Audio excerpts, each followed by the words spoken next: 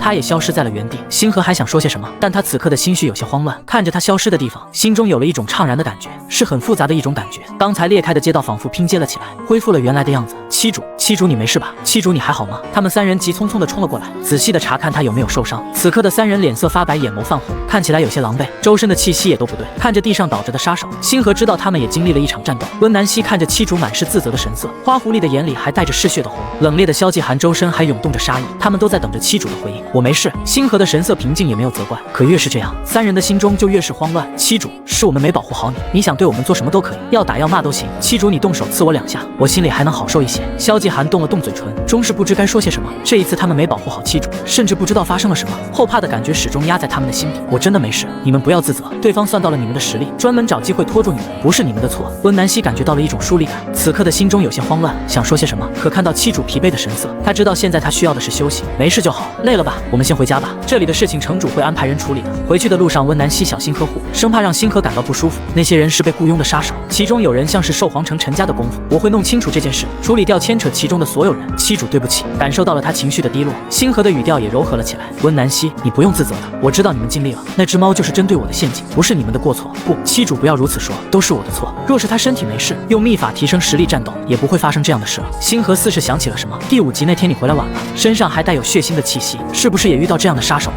温南希没想到他如此敏锐，有些事不用说他也感知得到，是兽皇城派来的杀手，我都在暗中解决掉了。其实温南希是以身入局，将自己当作诱饵，从而引出杀手，只是没想到还有漏网之鱼。对不起，是我的错，若我早一点发现他们，就不会发生今天的事了。这样的男人怎么会不让人动容？虽是简单的话语，却让星河内心有些颤抖。我知道你是以身入局，背后的人也知道这一点，只要有你在就杀不了我，所以他们才会刻意针对你。失去了你的保护，杀我就容易多了。一股失落的气息再次弥漫开来，温南希愧疚又自责。当妻主消失的瞬间，他几近疯狂。星河感受到了他身上气息的紊乱，这样下去精神识海就要进入暴乱状态。随后他伸出手来，轻轻地传递了一些木系能量，这股力量轻柔地抚平了温南希的情绪，蛇身不自觉地颤抖了一下，不知为何竟有一种酥麻的感觉，让他想起了之前的那个拥抱。为何妻主可以美得让人无法呼吸？但星河并不知道男人此刻的想法。不是，怎么越用意能安抚，精神气息就更加紊乱了。温南希，你要冷静一些，我知道你尽心尽力了，不要过于自责，背后的人就想看到你精神暴乱，你要冷静下来啊。温南希意识到自己内心的慌乱，让妻主产生了错觉。妻主不必担心，我没事。妻主心善不忍责罚我们，但我心里就是过不去。星河明白这是他的执念，单靠劝说是解不开心结了。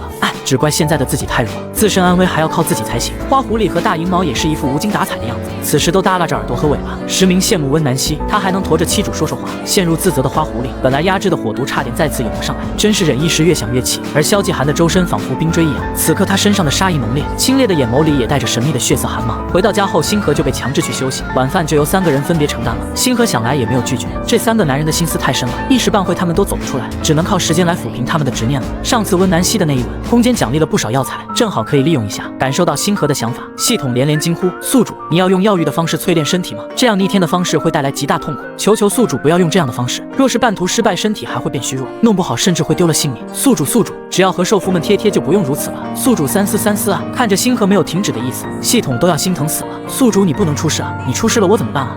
面对系统不断的哭闹，星河只能严肃起来。今天的事情你也看到了，前身在兽皇城的仇人可能不止一个，想杀我的人也是层出不穷。温南希不知道已经杀了多少，还有花岭叶差点没了命，这些都是人为操控的。还有今天刻意的设局针对，都是为了杀我而来，所以我必须变强，只有自己变强才不会受制于人。即使淬炼方式再痛苦，我也能承受得住。放心吧，你不会失去我的。系统看出了星河的坚定，只能再次示弱下来。可是会很疼的，我舍不得宿主。宿主是有受夫的人，可以不需要这样的。停，赶紧打住！你记住，只有活着才配去谈一切。你要看着宿主变强，看着我将那些杀手全部杀爆。想到末世宿主大杀四方的样子，确实又美又飒。虽然还是心疼，但他也知道自己阻止不了宿主。宿主，我隐约能感受到天道规则，你是有大气运之人，定会受到天道庇护，一定可以化险为夷的。听了这番话，星河依然一脸平静。我不会依赖这些虚无的东西，在我实力不够强的时候，陪伴我多年的小猫都无法保护，反而是他救了我一命。一想到那只猫，更坚定了他要变强的决心。画面一转，3个人也做好了午饭。站在门口的花狐狸有些神色复杂。妻主都开始锁门了，晚上锁门就算了，大白天的也门锁紧闭。妻主你还好吗？午饭做好了，可以开饭了。此时花岭叶语气都小心翼翼，他实在太在意妻主的情绪了，生怕惊扰到他。打开房门的星河就感受到了狐狸的情绪，傲娇的狐狸此时像个双打的茄子。你这是怎么了？妻主，我心里难受，我没保护好你，你要不打我一顿，让我心里好受一点吧。看着老狐狸的神色，星河顿感有些无语，这人莫不是有啥受虐倾向？不是，我之前都白说了是不，我肯定不会再对你们动手的，你就把心放肚子里吧。花狐狸不由分说地抓起了星河的手，一把打在自己的胸膛上。妻主，你这样打我，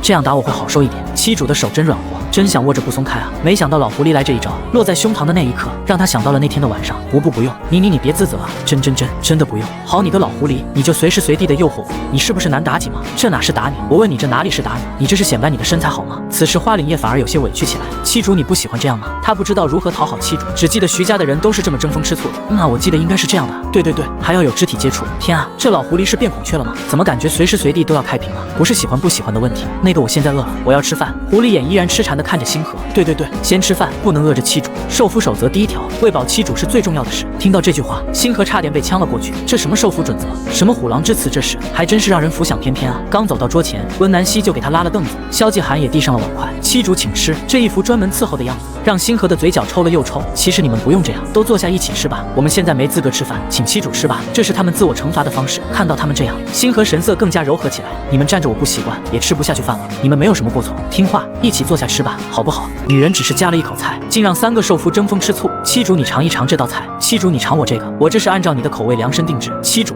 这道菜不知道合不合你的口味。三个人争相给星河夹菜，生怕慢了一步就被别人抢了。看着他们这个架势，星河一时也不知该吃什么好。你们不用给我夹菜，这样我很不习惯，我自己来就行。三位师傅忙活了一上午，也赶快坐下吃饭吧。虽然他们有些失落，可当星河拿起筷子的时候，三个人期待的目光再次投了过来。哎，怎么个事儿？我就说这寿服多了，一碗水有点不好端平啊，总不能下筷子也抽签吧？算了，想吃什么就加什么吧。星河直接夹了一块土豆片吃，这是温南希做的。此刻他也露出了傲娇的神色，仿佛厨艺大赛获得了冠军一样。他的菜得到了七主的首发认可，然而另外两人却有些失落，周身的气息充满了寒意，感受到了异样的气氛。星河只好低头继续吃饭，顺便催促了一句：“你们也快吃啊，吃完下午好帮我干活。”七主发话了，自然是要听的，不过他们都有些心不在焉的，还在因为上午的事情耿耿于怀。三人吃的慢条斯理，无声无息，但注意力都集中在星河的身上。看着七主吃的挺开心，温南希才终于松了一口气。吃完饭后，三人就抢着收拾碗筷，压根不给星河动手的机会。正好星河就将上午赚到的金币拿出来放在了桌子上，眼疾手快的花狐狸跑了过来：“七主，可需要我们帮忙做什么？”他恨不能时时刻刻的黏着星河。哎呦喂，这老狐狸还真是缺少安全感啊！看来这温暖还是得继续送啊。治愈心灵比治愈身体难多了。我现在要数金币，你们要是愿意的话，也可以一起帮我数啊。看着七主旁边坐着的花狐狸，另外两人也迅速的找好了自己的位置。星河拿着绳子给他们做示范，1000个同色金币串一串，这样数出多少串，就知道一共赚了多少金币了。听着星河的讲解，三人也是充满了干劲，齐齐回答了一声好，就开始干活。1个、2个、3个，一边数着一边串着，看着越来越多的金币，星河的脸上也露出了笑容。靠自己赚钱的感觉，真是既快乐又有安全感啊！三个男人也在旁边默默的数着，他们之前从未做过这样的事情，数着数着，竟让内心渐渐的平静下来，心情也好了很多。三人不由自主的看向星河，当看到他脸上露出了笑容，大家提着的心才缓缓落了下来。而星河正沉浸在赚钱的快乐中，今天一共赚了12000个同色金币，相当于12个银色金币，除去花销，现在还有7918个同色金币。就在星河不假思索的说出数字后，三人心中连连感叹，这算术能力确实厉害，七主真是什么都会啊！现在这些钱呢，是我们大家共同努力赚到的，所以我打算给大家分一分，虽然不多，但别嫌弃啊，这是七主赚的，我不会要，而且我的一切也是七主的，所以七主不用分。对，我是坚决不要，我都还没为七主做什么呢，怎么还能收七主赚的钱？七主，我也不要，为七主做事本就是应该的，若是收了七主的金币，季寒就没脸见人了，这样会败坏萧家的名声。萧季寒难得的多说了几句话，好，你们清高，你们了不起，爱这三个憨憨还真较真儿，就算抢给他们也不会要，只怕又会在心里胡思乱想。看着星河开心的样子，三人好像找到了新的方向，原来赚钱可以让七主快乐，那就帮他多赚钱，让他更快乐。花狐狸似乎悟到了什么，眉眼都弯了起来，只要我多干活，或许七主就会多看我几眼，七主多看我几眼，我就离走进七主心里更进一步。现在的空间已经有3亩田地了，星河不仅种了黄豆，还种植了一些稻米。看着刚刚拿出的大米，温南希主动承担了做米饭的任务。七主，我也想干活。狐狸也满怀期待地看着星河，好像不干活就要失宠一样。那你们把黄豆清洗干净，我给大家做豆腐。虽然不知道豆腐是个啥，反正七主做什么都好吃就对了。还有这些鸭蛋用来腌制，后院种的土豆和韭菜也要浇水，再就是还需要多弄点柴火。辛苦大家了。此时的三人特别愿意干活，这会让他们觉得心里踏实一些。安排完他们干活后，星河就开始烧水准备药浴。烧火这事儿总有人特别擅长。花岭叶瞬间出现在现场，七主烧火让我来，我这火蜥蜴能烧水可快了。你别说，你还真别说，这老狐狸烧火做饭真好用啊！以后做早餐的话，他还可以在旁边帮忙控火。看到七主眼神里的肯定，花岭叶似乎受到了鼓舞，果然多干活就能被七主看到。七主看到我的好，就证明我还是有用的。只是这一激动不要紧，火系能量瞬间爆发，锅里的水顷刻之间就沸腾了起来。那个好了，你收敛一下，可以了，水已经开了。反应过来后，他有些失落，这么快就开了，我还想跟七主多待会呢。这事儿闹的，七主你兑点凉水啊，别烫着啊。随后星河就将药材放了进去，这一幕让三人的神色都有些冷凝。七主要做什么？需不需要我们帮忙？不做什么，你们先出去吧。说着就将他们赶了出去，接着锁上了门。看到这一幕，花岭叶神色凝重，若我猜测的不错，七主是不是要药浴？这样不仅危险，而且要承受极大的痛苦。突然间意识到什么，温南希的神色暗淡了下来。淬炼，他是想淬炼身体，用药浴可以疏通静脉，强行提升异能能力。听到温南希的解释，清冽的眸光沉了几分。既是逆天方式，定然极为不容易，失败了会是什么后果？他们越说狐狸越怕，七主会不会有危险？不行，不能这样做。之前一吻不就提升异能了吗？他想变强，我可以啊。温南希心思细腻，想到的更多一些。如今或许是他不愿意了，或者说我们给他造成了伤害。花岭叶不管不顾地敲起了门。七主，你开门呐，别在里面不出声，我知道你在家，别打扰我。伴随星河一声呵斥，药也开始慢慢进入身体里。此刻他需要专注地吸收这股药性。温南希赶忙拉走了花岭叶，你这样吵到他，只会打扰到他。既然已经开始了，我们阻拦不了了。花岭叶身体开始涌动狂躁气息，精神识海逐渐不稳。冷静，现在已经开始淬炼了，不能半途而废，我们必须在这里守护他。花岭叶不得不冷静下来，他死死地盯着星河的屋门，仿佛等待着随时冲进去。萧季寒原地一动未动，平日里波澜不惊的眼眸也涌上了幽深复杂的神色。他们就站在院子里，周围的空气都变得凝固起来，而星河仿佛置身冰火的双重世界里，随着冷热不断交替，身上的痛感也也在逐渐加剧，他紧紧地咬着牙，不让自己发出任何声音。宿主在疼，怎么办啊？我帮不上宿主的忙，我想为宿主减轻痛苦。呜，感知到了系统的情绪，星河急忙安慰起来，别担心，我没事。从末世出生开始，系统就守护着他，从来没伤害过他一丝一毫。他的担心让星河泛起温暖。时间一点点在流逝，他们感觉时间过得很慢很慢。怎么这么久了，还没好吗？妻主不会有事的对吧？为什么一点声音都没有啊？温南希没有说话，但内心是震撼的。通过气息，他知道里面的情况。妻主一直在忍耐，所以没有发出任何声音。只有心性足够坚韧才会如此。雌性天性柔弱，可他却……萧继寒也忍不住的呢喃，他很强很强，他们从未见过这样的雌兽，那种无形的魅力让他们为之着迷。在他们静静等候的时候，梅清晨却出现在了门口。一看到他，三人瞬间涌出无尽杀意，花岭夜火系异能瞬间释放。你回来做什么？看着后面还拿着武器的两人，梅清晨突然有些懵了。这里是我的家啊，我自然要回来的。你还知道回来啊？这里不欢迎你。他听出了狐狸的嘲讽，但完全不知道发生了什么。你既然不愿意护着妻主，那就离开吧。温润的男人此刻也是情绪激动。梅清晨收到了父亲的书信，想到父亲嘱咐的话，语调也柔和起来。谁说我不愿意保护妻主的？我这不回来了，这次我就不走了，我会保护妻主。可花岭夜根本不相信他，谁知道你什么时候又走了？你这不叫保护，你这叫不负责任。你们赶我走没有用，这件事我要问妻主。说着便要上前敲门，温南希他们立刻将他拦在外面，但三人都知道他们没有资格决定受夫的去留。梅清晨眼看走不进去，就开始大喊起来：妻主，妻主！就在三人准备动手的时候，紧闭的房门打开了，都给我住手！刚刚出来的星河，头发还带着湿气，此刻他的脸颊仿佛染上了胭脂色，眼眸中还带上了薄薄的水光，竟让人感觉到了一种虚弱的美。这是放夫书，你走吧。说着直接将一张纸扔了出去。他要是体面，我就让他体面；他要是不体面，我就帮他体面。他现在累了也不想纠缠了，尤其是经历了上午的生死之战，也不想再等待什么3月之期了。如今异能提升，更不愿意再受梅清晨的窝囊气。此时的星河带着冷冽逼人的气势，盈盈而立如空谷幽兰，仿佛集天地灵秀之气。最关键的是，曾经被毁容的半边脸已经恢复过来，所有人都被此时星河的样子惊艳住了。原来这才是他本来真正的容貌。此刻时间似乎停止，梅清晨被惊艳的说不出话来，内心骤然的颤动。他反应慢半拍的接过了那张纸，上面写着放夫书3个大字，内容只说没有感情基础，同意放他离开，给他自由。梅清晨指尖颤抖着，这明明是他一直想要的东西，如今比他预料的方式更好的获得了自由，为何他却高兴不起来？反而这个放夫书好似千斤重，让他有一种拿不起来也拿不住的感觉。他想说些什么，可话却仿佛卡在喉咙里，怎么也说不出来。他设想过无数场景，唯独不该是这样的。不对不对，不是这样的，你让我捋捋。梅清晨，这就是你一直想要的，我不欠你任何了。看在你们曾经保护我的份上，我给你的是放夫书而不是休书，你从此自由了，你我之间再无任何瓜葛。若是你还想杀我，我也会随时奉陪到底，就看你有没有这个实力杀得了我。此刻星河神色冰冷，气势十足，因为刚刚药浴出来，脸颊还带着热气，异能的提升让星河自信起来。现在他可以不再讨好任何人，这种靠自己变强的感觉才最舒服。然而温南希他们看到这一幕，脸色变得很是复杂。他们突然意识到，星河说要放他们离开都是真话，他是这么想的，也是这样做的。而他恢复容貌以后，竟是如此之美，不知为何，他们竟然希望妻主还像从前一样，这样美好的他，只想让他们藏起来，不被别人发现。花狐狸终究还是慌乱了心神，妻主不会也给他写放夫书吧？以前是他脑子进了浆糊了，才会说出要休书这种蠢话。现在他不想要，说什么也不想要这个，心中越是不安，就越是不敢多说一句话，生怕惹怒妻主。萧继寒目光深邃，仿佛把一切情绪都藏了起来，不知道此刻究竟什么样的心情。看着眼前碍眼的放夫书，梅清晨直接将其撕碎。你给我这个没用，我不会离开的，打死也不离开。好好好，你个黑煞星，还反了你了。你就算撕了，我也能再写一份去城主府，依然可以彻底解除关系。反正我们也没有真正结亲。他本以为梅清晨巴不得赶紧去盖印，没想到这黑煞星给撕了。看着星河这张888绝情的小嘴，梅清晨死死地盯着他。原来他还能这么平静地气人，这张嘴比以前骂人的时候还厉害。就在众人毫无防备的时候，梅清晨突然间一个用力，直接将身上外套当场震碎。不就是节气吗？我现在就可以，是不是节气了？你就不会让我离开了？我可以，我现在就可以。谁也想不到他来这么一手，所有人都被惊呆了，星河更是瞬间呆滞。这猝不及防的性感力量，黑煞星身材确实不赖啊！哎呀，这画风怎么不太对呢？随着热血涌了上来，星河赶忙转了过去，你快穿上衣服。以前那个幽冷的梅清晨呢？怎么出去一趟就这样了？还是被什么刺激到了？神经啊！就在星河转身瞬间，后面突然传来了拳打脚踢的声音，温南希他们三人直接对他出手了，没有一点异能，全是真情实感。好你个心机梅清晨，一上来你就放大招，竟然当着我们的面诱惑妻主，你想直接上位当第一受服？想屁吃我们的拳头吧！虽然被打得晕头转向，可他却完全没有反抗，还沉浸在刚才的情绪中。以前的星河不就是要这个吗？怎么我都主动了，他反而躲开了？我身材还是可以的，现在连看都不看了吗？被打了一顿后，他的语气更加强硬了，随便你们怎么动手，反正我还是这个家的一员，还是妻主的受服，打死我也不会离开。赖着不走的黑豹受服险些再次被三人围殴。听，他说这话我看还得揍他。花狐狸忍不住想继续动手，温南希及时拦住了他的拳头，转身看向了梅清晨，算时间，你应该收到了梅家的回信，所以妻主的药方让你母亲好了起来，我说的对吗？他的语调极为肯定，让梅清晨无法反驳。不愧是温南希，多智近妖，就没有什么能瞒住你的事情。一想到温南希的神秘，梅清晨不禁勾唇一笑。远古天蛇一脉可不是普通的蛇手，你的秘密还真是多啊！就连我梅家都查不到你的任何消息。可你这样的蛇手根本不会为任何兽人所折服，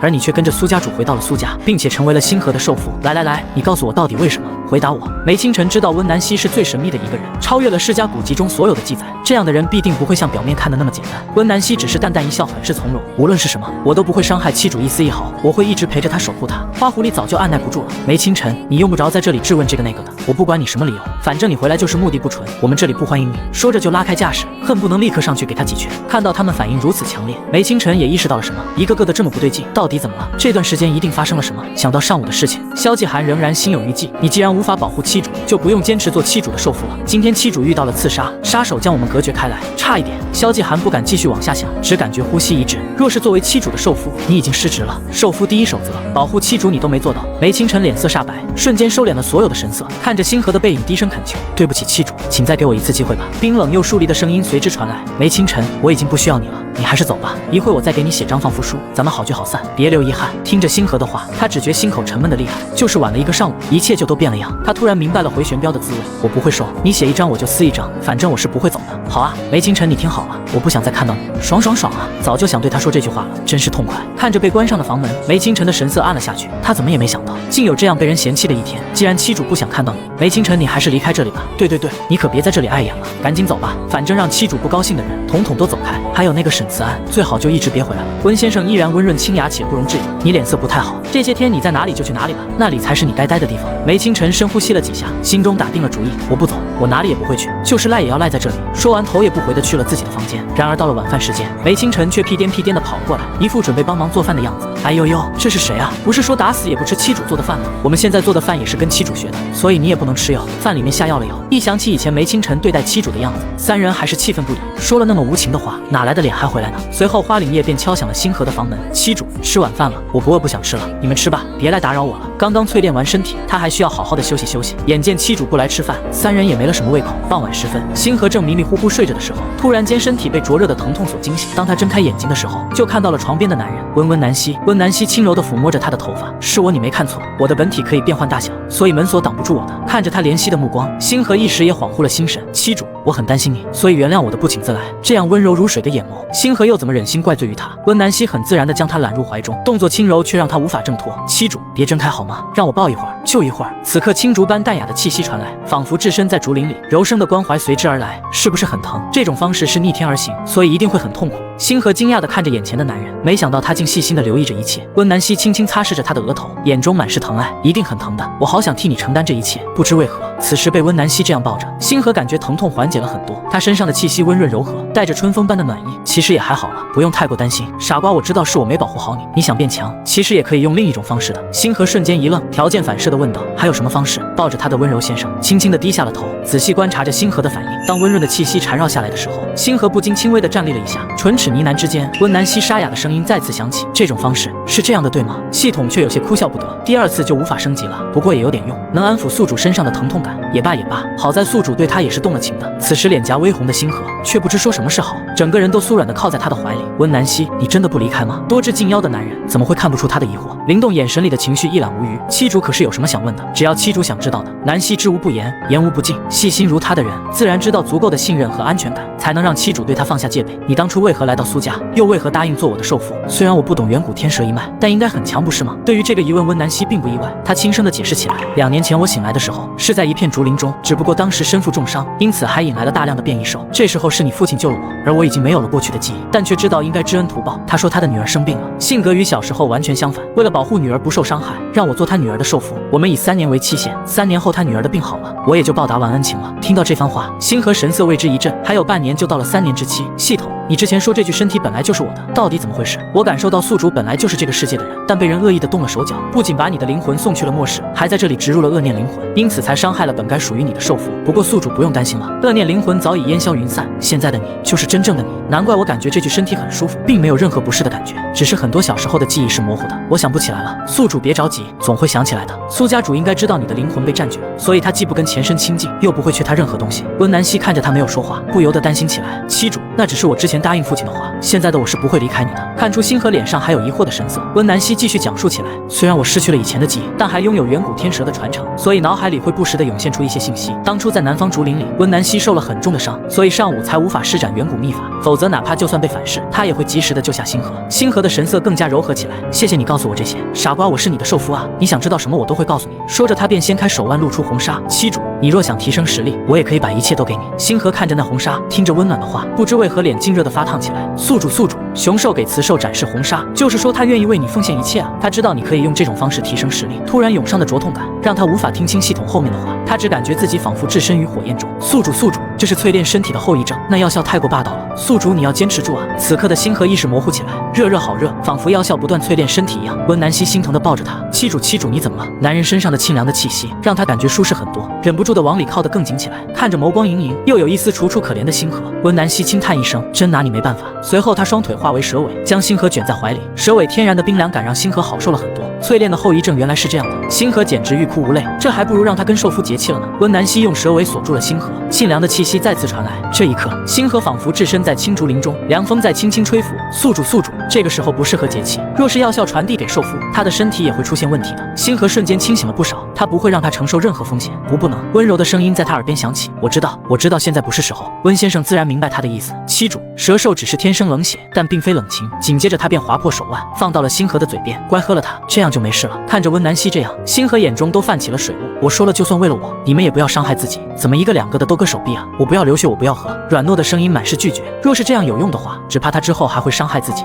不能这样。温南希看着他，充满了无奈和纵容。只是一点点没事的，你才是最重要的，明白吗？他的神色那么认真，温柔缱绻又不容置疑。乖听话喝下它。看着星河还是不住的摇头，他便直接吞了一口，伸手抱住星河。猝不及防的瞬间，冰凉的触感再次袭来，让他不得不咽了下去。清浊暗香的气息随之而下，并没有什么血腥的味道，只是一会儿的功夫，星河的身体便恢复了很多。不用了，足够了，我没事了。说着便拿过温南希的胳膊，轻轻地抚平了他的伤口。星河这才算松了口气。宿主，你的异能已经1级半了，直接提升了半级。我知道了，血液相融也有一点结气的效果。哎呀，空间里多了大补丹，是给温南希的补丹。她是远古天蛇血脉，这样流血很耗费她的精神和能力，再加上身体本就不好，所以这补丹简直是量身定制的。听到这话，星河有些气恼，你下次不许这样了，下次再这样我就……温南希脸色一变，赶忙抱住了他，再次吻了下去，堵住了他后面的话。过了许久，待他没法呼吸的时候，才轻柔地放开了他。不要说绝情的话，我会接受不了，不能保护你才是我最伤心的事情。没想到面对星河的时候，他的心是如此的脆弱。星河神色动容，他总是这样温和，总是这样哄着他。温南希拉过他的手，放在自己的脸上，不高兴了可以打我，只是别气着自己。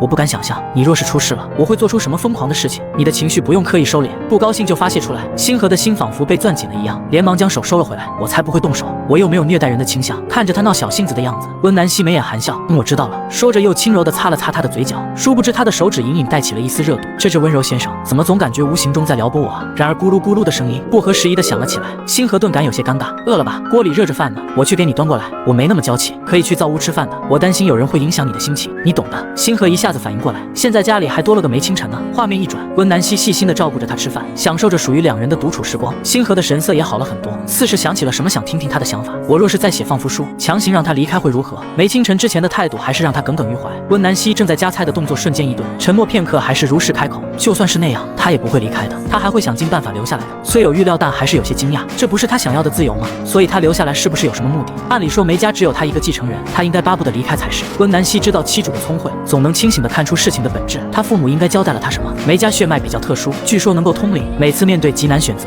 他们都会用这种方式叩问方向，得到指引。所以或许留在你身边，对梅清晨来说才是好事吧。其实温南希从安全角度考虑的更多，在保护妻主安全上，他绝对不会藏私。梅家底蕴实力雄厚，而且他的实力也很强，甚至可能会用秘法跨级别战斗。理智来说，若是他愿意保护妻主，那么妻主的安全就能多一层保障。星河明白他的用意，但他不会也不想依靠梅清晨的保护，还是决定要让他离开。随后从空间里拿出了那瓶丹药，这是补药，1日1粒，有助你的身体快速恢复。温南希打开瓶子，直接倒进了嘴里，他要用这种方式表达对妻主的信任。星河心神一暖，自然领会了他的用意。时间不早了，你先回去休息吧，我明天打算去山林看一看。既然无法躲避那些杀手，不如狩猎的时候提升自己。若是能引出杀手，顺便解决掉更好。温南希决定一起护着他进山，这一次绝对不会再让他有事了。在星河睡着后，空气中的灵气开始朝着他身体涌入，周身都萦绕着一股淡淡的光芒。再次醒来已经是第二天的早晨，刚一出门就看到了梅清晨，他正挑着水走了进来。而他看到星河的时候，努力的挤出了一个笑容。气主醒了。听到他的话，星河故作抬头看着天空，莫不是这太阳从西边出来了吧？梅清晨并不觉得尴尬，据说七主买了很多陶罐，我多挑些水把缸都洗了2遍，方便七主使用，那就不必了。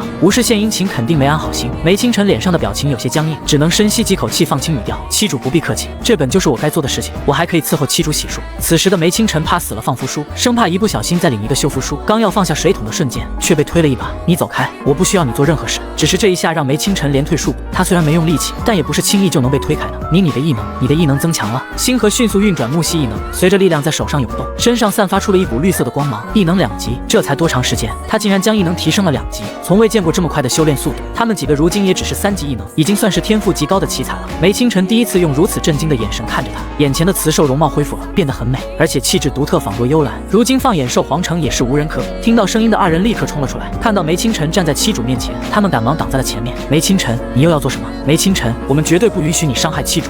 完了，4个兽夫开始争风吃醋，瞬间让女人头疼不已。就在刚刚，星河发现自己的异能竟然升到了2级，宿主，这是需要多次淬炼才能达到的效果，但因为昨晚温南希的缘故，才会毫无副作用的让你达到2级实力。若宿主能跟他结契的话，效果一定会更好，或许还会有意想不到的收获哟。好，我知道了，这系统果然是来当红娘的。看着站在面前气势汹汹的2人，梅清晨反而放松了一些。你们别那么紧张，我就是也想伺候七主而已。再说了，就算我要伤害七主，我的剑也不会同意的。所以七主给我个机会吧。花狐狸内心的怒火一下子涌了上来。你现在倒是想起七主了，就算是伺候七主也轮不到你，不知道啥叫先来后到啊！走，不必搭理他，先去吃早饭，没必要在他身上浪费时间。星河去了灶屋准备吃饭，看到温南希还没来，便有些着急。温南希呢？看着七主一副在意的样子，花岭叶心里就有些酸涩，应该还没醒吧？不过还挺奇怪的，平时他都是最早起来的。星河担心他出了什么问题，顾不得吃饭，赶忙跑去他的房间。只是站在门口的时候才想起来，万一锁门了可怎么办？宿主，你看门是虚掩着的，以前他们肯定都锁得严严实实。刚走进房间就被眼前的场景惊艳住了。宿主，这美男睡着的样子，真是又好看又性感啊！宿主，你就不想？别乱说。星河生怕系统说出什么生猛的话，赶忙让他打住。但不得不说，此时男人的衣领微微敞开，似遮非遮的透着几分性感的蛊惑。星河好一会才定住心神，他还在睡吗？宿主，应该是昨天晚上的丹药发挥了作用，他的身体应该有很多创伤，所以现在丹药正在修复他的伤势，效果如同干涸的河床遇到了雨水。你看他身上萦绕着一股光泽，咦，突破了！星河也惊讶地看着他。温南希似乎一下子从3级进入到了4级，系统却发现了什么？不对，这不是突破的反应，是他本来应该有强大的异能，因为受伤严重只剩下了3级，现在只是重新回到了4级而已。星河压下心中的疑惑，伸出手来放在温南希的手腕上为他把脉，可看着他的衣领敞开着，让他觉得眼前的风景实在完全无法专注下来。刚要伸手把衣领拢好，温南希突然睁开了眼睛，看到星河的动作，眼眸一沉，伸手一把拦住星河，将他带到了床上，随着一个翻身压下，眉梢上挑勾起一丝饱美的神色，语调低雅酥撩：七主若是想的话，不用如此，交给南希就可以了。猝不及防的瞬间，星河脸都红了起来。不是这样的，我只是……还不等星河说完，后面的话就被温南希堵了回去。他的气息依然那么温柔，却带着一丝丝霸道，无法挣脱。渐渐的，星河软弱的沉溺在他的气息中，直到好久才被温南希轻轻放开。我知道，无论是什么都不重要，这样的事情交给我来主动就好。完了，这狗男人完全不听我的解释，我这是解释不清楚了啊！他一定以为我想趁他睡觉做什么，明明对什么都不感兴趣的男人，怎么这么会撩人心魄啊？这谁招架得住啊？看着眼前娇艳动人的妻主，温南希忍不住连连惊叹，真希望他没有恢复容貌，现在的妻主真的很容易招惹桃花。星河抬头对上他的眼神，感觉全身都仿佛触电了一般，赶忙解释起来：我看你还没起来，便想着过来看一看。那个，先起来吃早饭吧，吃完饭我想去山林里转转。温南希这才轻轻地放开了星河，眼神中充满了眷恋，一副不舍得放开的样子。星河赶忙一个翻滚从床上跑了出去，看他这个样子，温南希无奈地捏了捏眉心，看来还是不能操之过急啊，万一吓到妻主，以后不来我的房间可怎么办？这门就算白开了。星河重新回到灶屋的时候，梅清晨也在，只不过现在星河不想搭理他。花岭叶和萧继寒看着妻主的神色以及嘴角的样子，不由得呼吸一滞，不用想都知道在温南希房间发生了什么，一股危机感涌上心头，不能任由这样下去了，否则我在妻主的心里都没有位置。一想到这，花狐狸赶忙拿起了勺子，妻主，这是我做的汤，你尝尝味道如何？花岭叶的声音柔柔哑哑的，狐狸眼还带着妖冶的神色，全身上下也散发着魅惑的气息。星河一时竟不知该如何回答。萧继寒夹着小笼包放到了他的碗里，妻主若是不想喝汤的话，尝一尝我做的小笼包吧。梅清晨神色怪异的看着两人，不是，现在是怎么个事儿啊？这俩货在这争宠呢？虽然心里不屑一顾，但他觉得不能落了下风，否则又要被赶走了。一想到受夫休养守则，默默地夹起菜丸子就要放进星河的碗里，这个举动吓了星河一跳。梅清晨，你想做什么手脚？此此时却响起一个轻缓如泉的笑声，哈哈哈哈！让你之前总说不吃人家小姑娘做的饭，还说人家给你下药的，现在知道什么滋味了吧？你闭嘴，再乱说话，我就用血封印你！也不知道怎么回事，升级后的本命剑竟然会说话，还总是嘲讽他。梅清晨被他们看着，只觉得有些坐不住，强忍着转身就走的冲动，清冽的声音却补起了刀：“你要是忍不住可以离开的，又没人逼着你坐在这里。”梅清晨没想到，沉默寡言的萧继寒竟然说出这番话来，还是为了星河说的。你们之前那么厌恶妻主都能改变，怎么我就不能改变了吗？大家都一样，用不着嘲笑谁。说话间，一个温润的声音传了过来：“是吗？那我们守护在妻主身边的时候，你又去哪里了？不要将我们和你混为一谈。”温南希说话的时候，身上摄人的气息瞬间压了下来。你伺机实力了。梅清晨震撼地说不出话。温南希在桌前坐了下来，眉眼带着柔和的神色看向星河。不错，多亏了妻主我才能顺利提升。谁知花狐狸此时委屈极了，妻主果然厚此薄彼，妻主一定是厌弃我了，是凛夜没用，是凛夜没保护好妻主。梅清晨哪见过这阵势？不是我说，这是什么勾栏争宠的做派吗？争宠现在都这么卷了吗？老狐狸这是从哪学的招数？这副柔弱的样子真没眼看。正经受夫谁会这么干啊？花狐狸可不这么认为。什么正经不正经的，只要能留在妻主身边，只要有用，可以使用各种学到的方式。萧继寒学不来他那可怜的样子，只好低声开口：“妻主若是对季寒哪里不满意，季寒都可以改。”星河只感觉头大，谁来教我怎么一碗水端平啊？这道题我真不会啊！以前他们讨厌自己还可以正常相处，现在这样可怎么哄啊？这门学问水太深了。星河只能低着头，不敢看他们的眼神。那个不是你们想的那样，就是温南希身体有伤，我给了他一些补药，他能升级还是跟他体质有关。对，就是这样的。现场的氛围特别微妙，仿佛一不小心都能打起来的架势。星河更是不敢提昨晚发生的事。温南希眼底充满了宠溺的神色，痴痴的样子看着星河。喂，你可是远古天蛇爱，竟会露出如此温柔又迷人的神色，这是要闹哪样啊？怎么一个个都不正常了？这才多长时间没见，怎么争宠都争成这个样了呢？对，我可不会像他们一样，打死也不会那么卑微。听到是药效的缘故，花狐狸和大银毛也轻松不少，因为妻主也为他们配药了，不算偏心。看着氛围缓和起来，星河便催促他们快些吃饭。梅清晨早就饿了，每次回来都能闻到饭菜的香味，简直太折磨人了。终于尝到的那一刻，他的眼眸都泛起了光泽，完全被食物给惊艳住了。这太好吃了吧！梅清晨顾不得别的，开始快速的吃了起来。看到他这个样子，花狐狸故意露出遗憾的神色。现在知道食物多好吃了吧？虽然我们是跟妻主学的厨艺，但味道呢，比不上妻主做的1/10。可惜啊！以前的菜爱答不理，现在的饭菜你高攀不起了，以后你都吃不到了。小抱抱，那么好吃的饭菜你是没有口福了。梅清晨差点被他的话给噎过气去，这花凛夜就是故意气我们，早知道之前就吃饭好了，现在实在没脸反驳他们。按照计划，吃完饭就要去山林了。3个男人都想驮着妻主进山。温南希温柔又霸气，按照之前的规矩，应该是我带着妻主才对。花狐狸也不甘示弱，那是以前的规矩，现在是我们一起护着妻主上山，那些老规矩可不管用了。一直沉默的萧继寒也悠悠开口：“妻主，之前去云霄城的时候，都是他们来回带着妻主，都没我的份，这次怎么也该轮到季寒了？”看着星河犹豫不决的样子，梅清晨慵懒的声音响起：“妻主不知道如何抉择，不如我来带妻主，或者我的剑也可以啊。”这句话让3人达成了一致，不约而同的放弃了争执，瞬间上去把梅清晨揍了一顿。妻主可没说带你一起去山林，梅清晨也没还手，反正他就是不走。我是妻主的受夫，保护妻主也是我的职责，所以我也要一起去。说着还故意露出伤势给星河看。星河扭过头看着萧继寒，今日还是让萧继寒带我吧。哎呀，真头疼啊！这种时候还是平衡一下吧，否则又要打起来了。到了山林后，星河开始寻找食材。温南希他们以他为中心在附近狩猎，确保保护妻主的同时还能弄到食物。花狐狸表现得最为积极。妻主，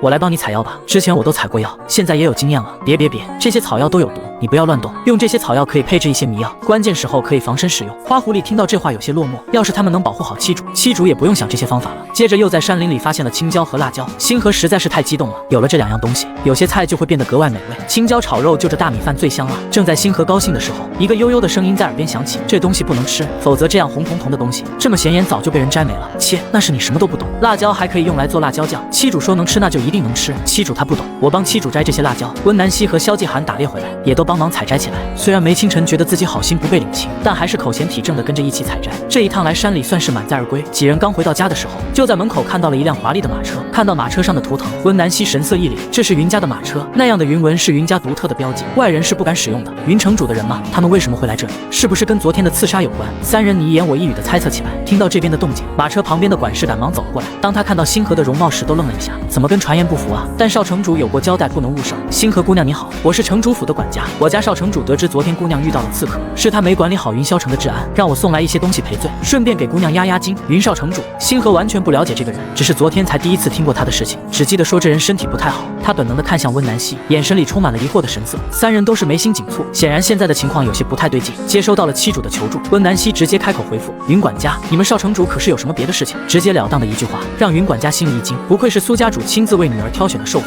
温公子，昨天的事情我们深表歉意，不仅重新加强了云霄城的防护，而且已经揪出了背后牵扯到的人，那些人都被关押在了城主府内。姑娘若是想亲自审问处理，可以随时到城主府来。星河没想到少城主办事效率如此之高，他也确实想要亲自审问一番，到底是什么人在背后想杀他？知己知彼才能百战百胜。温南希看出了星河的意思，只要他想做的事情，他定会支持到底。辛苦云管家专门跑一趟了，容我七主思考一二，再决定是否去城主府。应该的，应该的，我们听从姑娘的安排。云管家，这些东西你都带回去吧。管家有些诧异，少城主亲自送的东西还有人会拒绝？眼前这位姑娘果然跟传言不同。星河姑娘，你被刺杀是我们的失职，理应向姑娘赔罪，这些东西也不能弥补十之一二，请姑娘莫要推辞。管家实在想不明白，他都开始摆摊卖东西赚钱了，怎么会不要这些东西呢？云管家，我不是推辞，是真的不能收。正所谓无功不受禄，我也不会平白无故欠人人情，还请云管家带回去吧。看得出来星河是真的不要，云管家也感到左右为难，若强行留下，只怕还会结仇，正不知如何是好的时候，隔壁林琴家突然跑出来一个男人，扑通一声跪在星河面前，求求姑娘救救我家妻主，我给姑娘磕头了。受夫突然跪倒在女人面前，只为求得她能够救治自己的妻主。林琴的受夫有些哽咽，妻主她受到了惊吓，要提前生仔仔，可这么长时间过去了，妻主已经晕过去了，求求星河姑娘救救她，快带我过去看看。说着，星河就赶忙跑进了林琴的房间，这面温南希三人也都跟了过来，直接在院子里摆开架势。如今对于妻主的安危，他们一点也不敢掉以轻心。此时躺在床上的林琴已经化为了本体晕了过去，她的受夫还在床边不住的哭泣。先让开，我看看如何救她。星河直接运转木蜥异能开始治疗林琴。大约半个时辰后，屋内传来了猫仔的哭声。站在院外的云管家惊呼一声：星河小姐这么厉害，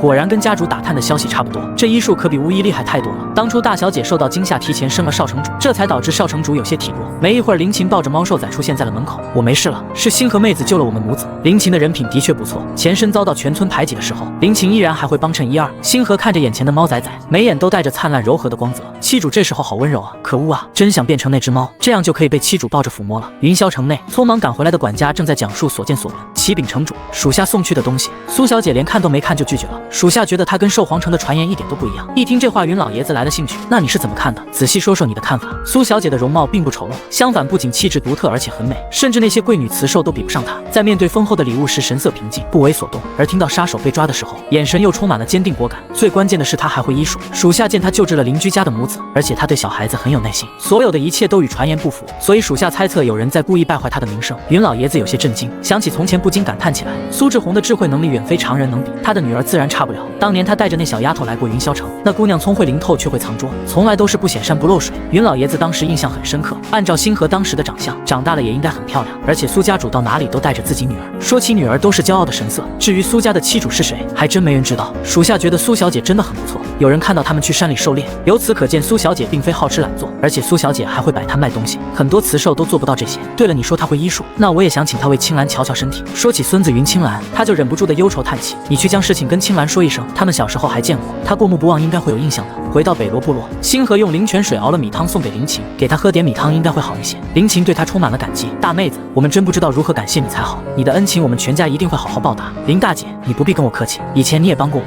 林琴感觉跟苏妹子越接触，越忍不住被她的魅力折服。苏妹子，我不会说什么好听的，以后你有任何事喊我们一声，我林琴绝不推辞。看着她这么认真的样子，星河笑得更加柔和了。先不说这些，你给她喂点吃的。看着猫仔仔可爱的样子，星河眼中充满了温柔，太可爱太软萌了。看着星河的眼神，林琴愣了一下，大妹子，你要抱一下吗？星河这才不好意思地抱了起来。小小的猫仔仔真是可爱，不禁让他想到了末世养的那只猫。这一幕正巧被找来的花狐狸看见了，一下就被他温柔的样子给吸引住了。在回去的路上，他忍不住握住星河的手，妻主若是喜欢孩子，我们也可以那个，然后生仔仔。妻主想生几个就生几个，一想到属于他们的孩子，他眼中就满是期待的神色。虽然我不知道如何照顾仔仔，但我一定会好好学，会做一个好父亲。星河只觉得手心发烫，刚想挣脱，就听到了这么生猛的话。抬头的瞬间，就看到了那精致脸上都染上了绯色，仿若丹霞艳丽且妖冶。我的老天奶，这狐狸还能这么纯情害羞啊！平时撩我的时候可没这样子。他这是想哪里去了？就在星河被惊艳的不知所措的时候，低沉蛊惑的声音再次响起：妻主，你觉得可好？此时狐狸脑袋里已经开始期待起来，看着星河的目光，恨不能将他的心神都吞噬进去。你可别乱想啊！我只是去帮一下林大姐。听到妻主这么说，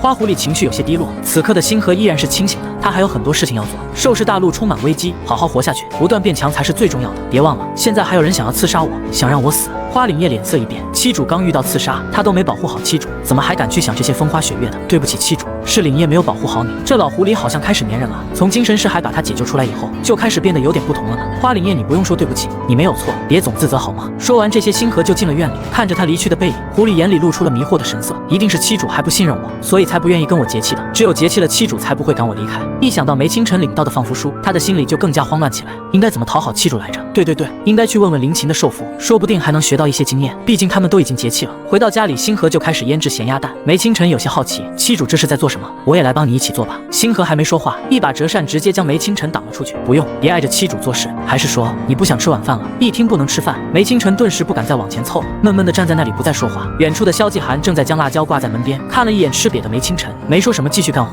他觉得多干活才能获得妻主的青睐。此时除了梅清晨，大家都忙着手里的事情，眼看站着也不是个事儿。梅清晨就跑到院子里开始劈柴。今天星河做了辣椒炒肉，葱油饼是温南希和花凛夜做的，这俩人的厨艺近期也是快速提升，饭菜的味道飘进了院子。梅老板忍不住的向里面不断张望，哈哈哈哈，是谁嘴硬说不吃人家姑娘做的饭菜的？现在打脸了吧？你赶紧闭嘴吧！怎么总是出来揭短呢？明明是自己的本命剑，现在倒是专门跟他对着干。梅清晨实在有些想不通，你是不是在死亡谷的时候进入了我的本命剑？一个神秘缥缈的声音响起，虽说你的血脉特殊，但没有我你也无法轻易走出死亡谷，所以作为你的恩人，暂居在你的本命剑中没毛病吧？不过我会看着你，别想伤害那姑娘。时机到了，我自会离开，让自己的剑教训了。梅老板特别不服，他到底哪里好了？你们一个个的开始维护他，别忘了他之前正在说着的话硬生生的憋了回去，仿佛他再多说一句，这把剑就要对他出手了。剑灵轻笑了一下，看在梅家人的份上，我提醒你别嘴硬，否则你会后悔的。别忘了他帮你做了什么，口是心非的毛病赶紧改一改。小姑娘一狠心，可能就不是赶你走那么简单了。梅清晨这会彻底安静了，一晚上都沉默着不再说话。不过吃饭的时候他比谁都积极，这原来是青椒炒肉啊，简直太美味了。我会坚决听从父母的安排，绝不离开，绝对不是因为美食才留下来的。星河现在也不想搭理他，反正看他干活了吃就吃吧。吃完晚饭后，星河继续制作辣椒酱，三人都在忙前忙后，只有梅清晨不知道做些什么。妻主做了这么多，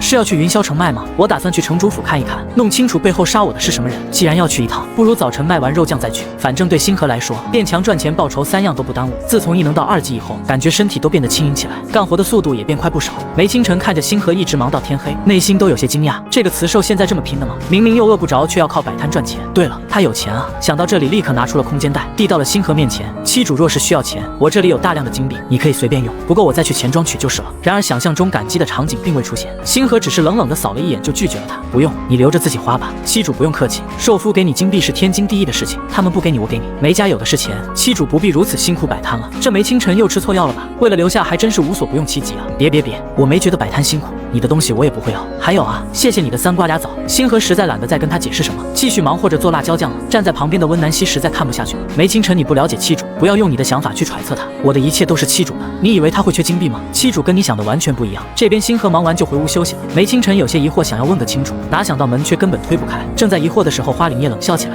你才发现啊，妻主锁门了，就是为了防备你们，赶紧回去吧。梅清晨神色瞬间暗淡了下去，虽然不敢相信，但事实摆在眼前啊。到了第2天早上，又到了决定谁带着妻主的时候了。梅清晨也想跟着参与一下，哪料到3个危险的眼神正死死盯着他，然而他就假装没看到一样。妻主，之前都是他们3个带着你，这次我来带你吧。梅清晨，不用你带我，还有抽签也没有你。梅清晨心里觉得不是滋味，不能反驳，万一他给我来个放符书，再顺便去城主府盖个章，我真就被彻底扫地出门了。我忍。抽签的结果是温南希带着去，回来的时候是萧继寒。想到上次花凛夜说他身上没毛，这次温南希还专门准备了一个毛毯，随后轻轻地将星河卷到了身上。妻主，这样会舒服一些。这条蛇都开始心机起来了。好，为了争宠你们还真是煞费苦心啊。进城后他们直接来到早市这边，星河的辣椒酱刚摆出来，就吸引了不少之前的老顾客。摊主，真的是你啊？还有止血包卖吗？看到大家这么热情，星河也耐心地解释起来，制作药包没那么容易，采摘晾晒还要炮制，以后做好了再带过来啊。大家可以看看我制作的肉酱，吃起来特别下饭的。尝过样品后，众人都是赞不绝口。很快这些酱就都卖了出去。梅清晨在旁边看得一愣的，赚钱这么快的吗？星河这么会做生意的吗？以前怎么没发现呢？收拾好后，众人直接去了城主府。云管家热情地招呼起来，几位稍等，少城主马上就过来。很快管家就推着一个男子走了进来，看得出来男子似乎很是怕冷，有一种病态的虚弱感，不时的还会咳嗽几声。公子，这便是苏小姐和她的几位寿夫。苏小姐，这是我们公子，也是云霄城的少城主。见过云少城主。云青兰轻轻地点了点头。苏小姐不必客气，久闻几位的名声真是百闻不如一见，几位请坐。星河看着眼前的男子，不知为何内心有一种陌生的熟悉感，好像曾经见过一样。还有眼前的城主府，竟然也觉得有些熟悉。云少城主，听云管家说，昨日的刺客已经被抓住了，不知道我能不能去见一见他们。星河直截了当的开始说正事，让梅清晨有些意外，这还真不像他的作风啊，他到底是不是之前那个他呢？云青兰本就看淡一切，并没有按照爷爷交代的诉说病情，而是直接应了下来。确实如此。云管家，你带他们过去吧。星河以为会遭到为难，没想到会如此顺利。不过防人之心不可无，还是小心点好。云管家带着他们往西院走去，刚从屋内走出来，就听到云公子剧烈的咳嗽起来。云管家也顾不得亲自去送了，赶忙就要去找府医。苏小姐，你们稍等，我让人送你们过去。星河感觉无法判断眼下的形势，所以没有贸然上前查看。宿主，这个云青兰要救，如果她死了，整个云霄城甚至北地都会混乱。星河不由得愣了一下，为何会这样？北地依靠着他吗？可看这位公子身体病弱，什么都做不了啊。他是云家人，只要他活着，边关兽人和变异兽就不敢轻举妄动。云族拥有部分神兽血脉，可施展通天术法引来天雷进行战斗，而且只要他的一滴血，就能开启云霄城的防护大阵。而他的母亲更是用献祭的方式扫杀了无数进攻者，保护了北地所有的兽人。听到这里，星河心中掀起了骇浪，他做不到这样，却无比敬佩这样的人。系统再次进行补充，其实城主找你来就是想治疗他的孙子，可云青兰性情淡然，不想跟你提这个。宿主啊，救了他你才可以安心做生意啊，而且他们从此欠你人情，还要保护你呢。星河早已停下脚步，站在远处看着那里。此时府医已经在那治疗起来，可云公子的情况并没有好转，管家的声音也开始颤抖。怎么样，公子一定不能有事，这怎么会这样？情况怎么这么严重啊？府医已经束手无策，瘫坐在地，快开药啊！无论什么办法，只要能救公子，快去找家主。云管家已经慌乱起来，突然看见了不远处的星河，直接就要冲了过来。三人快速的将星河保护在身后，仿佛形成了条件反射一样。梅清晨慢了半拍，就已经没了他的位置，但云管家扑通就跪了下来，眼眸通红，老泪纵横，求求苏小姐，救救我家公子吧！女人第一次在兽市展现针灸医术，竟让赫赫有名的大夫集体汗颜。云管家，你家公子的情况，连兽皇城的御医都救不了，怎么可以把这件施压在我妻主身上？你们云府最好三思而行，此刻哪怕是燃烧他的生命本源，也绝对不能让星河出事。妻主不想做的事，任何人都不可以强迫他。刚刚赶到的云城主一时脸色一变，云坤，你这是在做什么？怎可如此行事？下去领罚！云管家虽然心有不甘，但也只好退了下去。对不住各位，是我府内管教的问题。与此同时，几个府医也查看了云公子的情况，只能无奈地对着云老爷子不断摇头。老爷子眼眸发红地看着星河，苏小姐，老朽想请苏小姐试一试，哪怕只是缓解病情，你从此之后都是云家的恩人，只要不违背忠义道义，苏小姐提的任何条件，云家都可以答应。就算到了此时，云城主依然坚守底线和准则，不由得让星河暗暗钦佩。好，我可以试一试，不过提前说好，若是我也没办法，那不是苏小姐的问题，就算没办法，我们也依然敢经营。随后，星河走到了云青兰面前，发现她已经虚弱的晕了过去。通过把脉，星河发现她真的命不久矣了。此时，云府上下都在看着星河，在场的哪个不是赫赫有名的大夫？他们都束手无策。难道这年轻的小姑娘真的有办法吗？画面一转，星河此时已经心中有数了。云城主，云公子的身体是有办法救治的，只是还需要一些时间。听到还有救，云老爷子的眼泪就流了下来，仿佛一瞬间苍老了10岁。那便麻烦苏小姐了，您有任何条件尽管提。星河的确还有所顾虑。云城主，我救治公子的事情，请不要传出去。我现在是流放身份，匹夫无罪，怀璧其罪。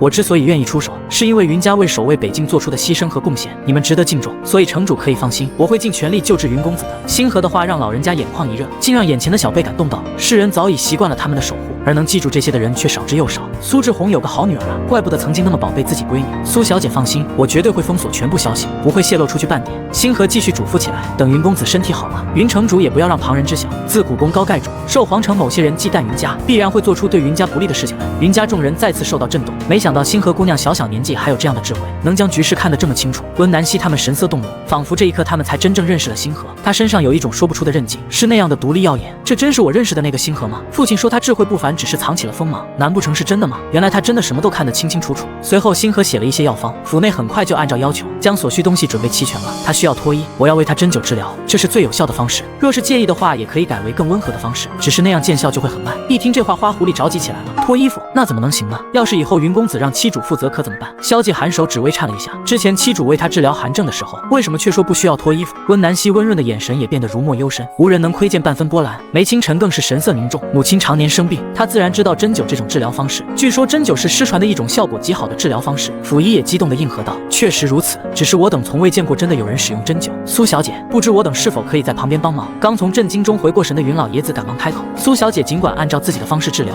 无论需要做什么，我们都会配合。我想青兰也不会介意的，青兰身体好起来才是最重要的。若是星河这丫头能瞧得上青兰，我这个做爷爷的也是100个赞成。得到了城主的肯定，星河开始给云青兰针灸起来。只见他手中的银针快速落下，手指如同一道道残影一样，不多时云青兰身上就扎满了银针。府医和几位大夫更是眼睛都不敢眨一下，这样的机会恐怕再也没有了。针灸的过程中，星河加入了木系异能，随着木系13针的引动，周围的灵气不断汇聚到云青兰的身体里，所有人都屏息凝视。此刻银针上散发着淡淡的绿色光芒，云城主也感受到了灵气的波动，此刻他的心里更更是惊骇不已。随着时间一点点流逝，星河也收起了银针，他的情况已经稳定住了，不会有性命危险了。接下来按照药方好好调养，不要有大的情绪波动就没事。只是没人注意到，云青兰的手指轻动了一下，他看到了身边的星河，疏离的眼眸也带上了一丝皎月流光。随后星河将药方交给了云城主，按照药方服用，过些天我会再来为云公子针灸，后期也会更改药方。云城主可以先派人前去寻找，交代一些事后，众人便前往了地牢。苏小姐，城主说如何处置这些人都听您的。星河点了点头，神色冰冷。说吧，兽皇城哪位指使你们来杀我的？说了还能少受点罪，否则一会就不是你们愿不愿意的问题了。几人从未见过这样冷厉的星河，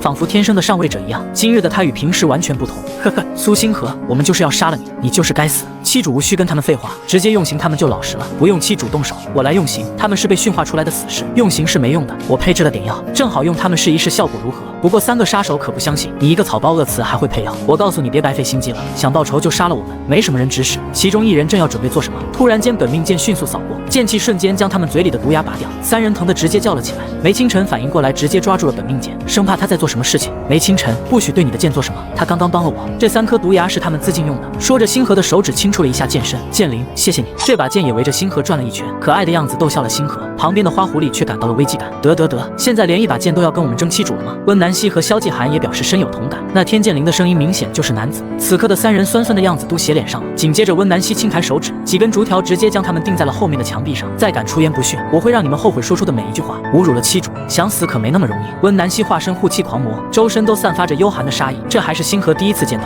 温润的男人动怒的样子。原来他也会生气，这样的他让星河觉得才更加真实。星河轻轻地勾住了他的手指，别生气，我没事，我的药应该很管用，他们自杀不了的。指尖传来的酥麻感抚平了所有的怒火，我不允许任何人辱骂你，没事，他们会付出代价的。说着，星河将3粒丹药弹入了他们嘴里，酸软无力的感觉席卷3人，同时全身犹如蚂蚁食咬一样痛苦不堪。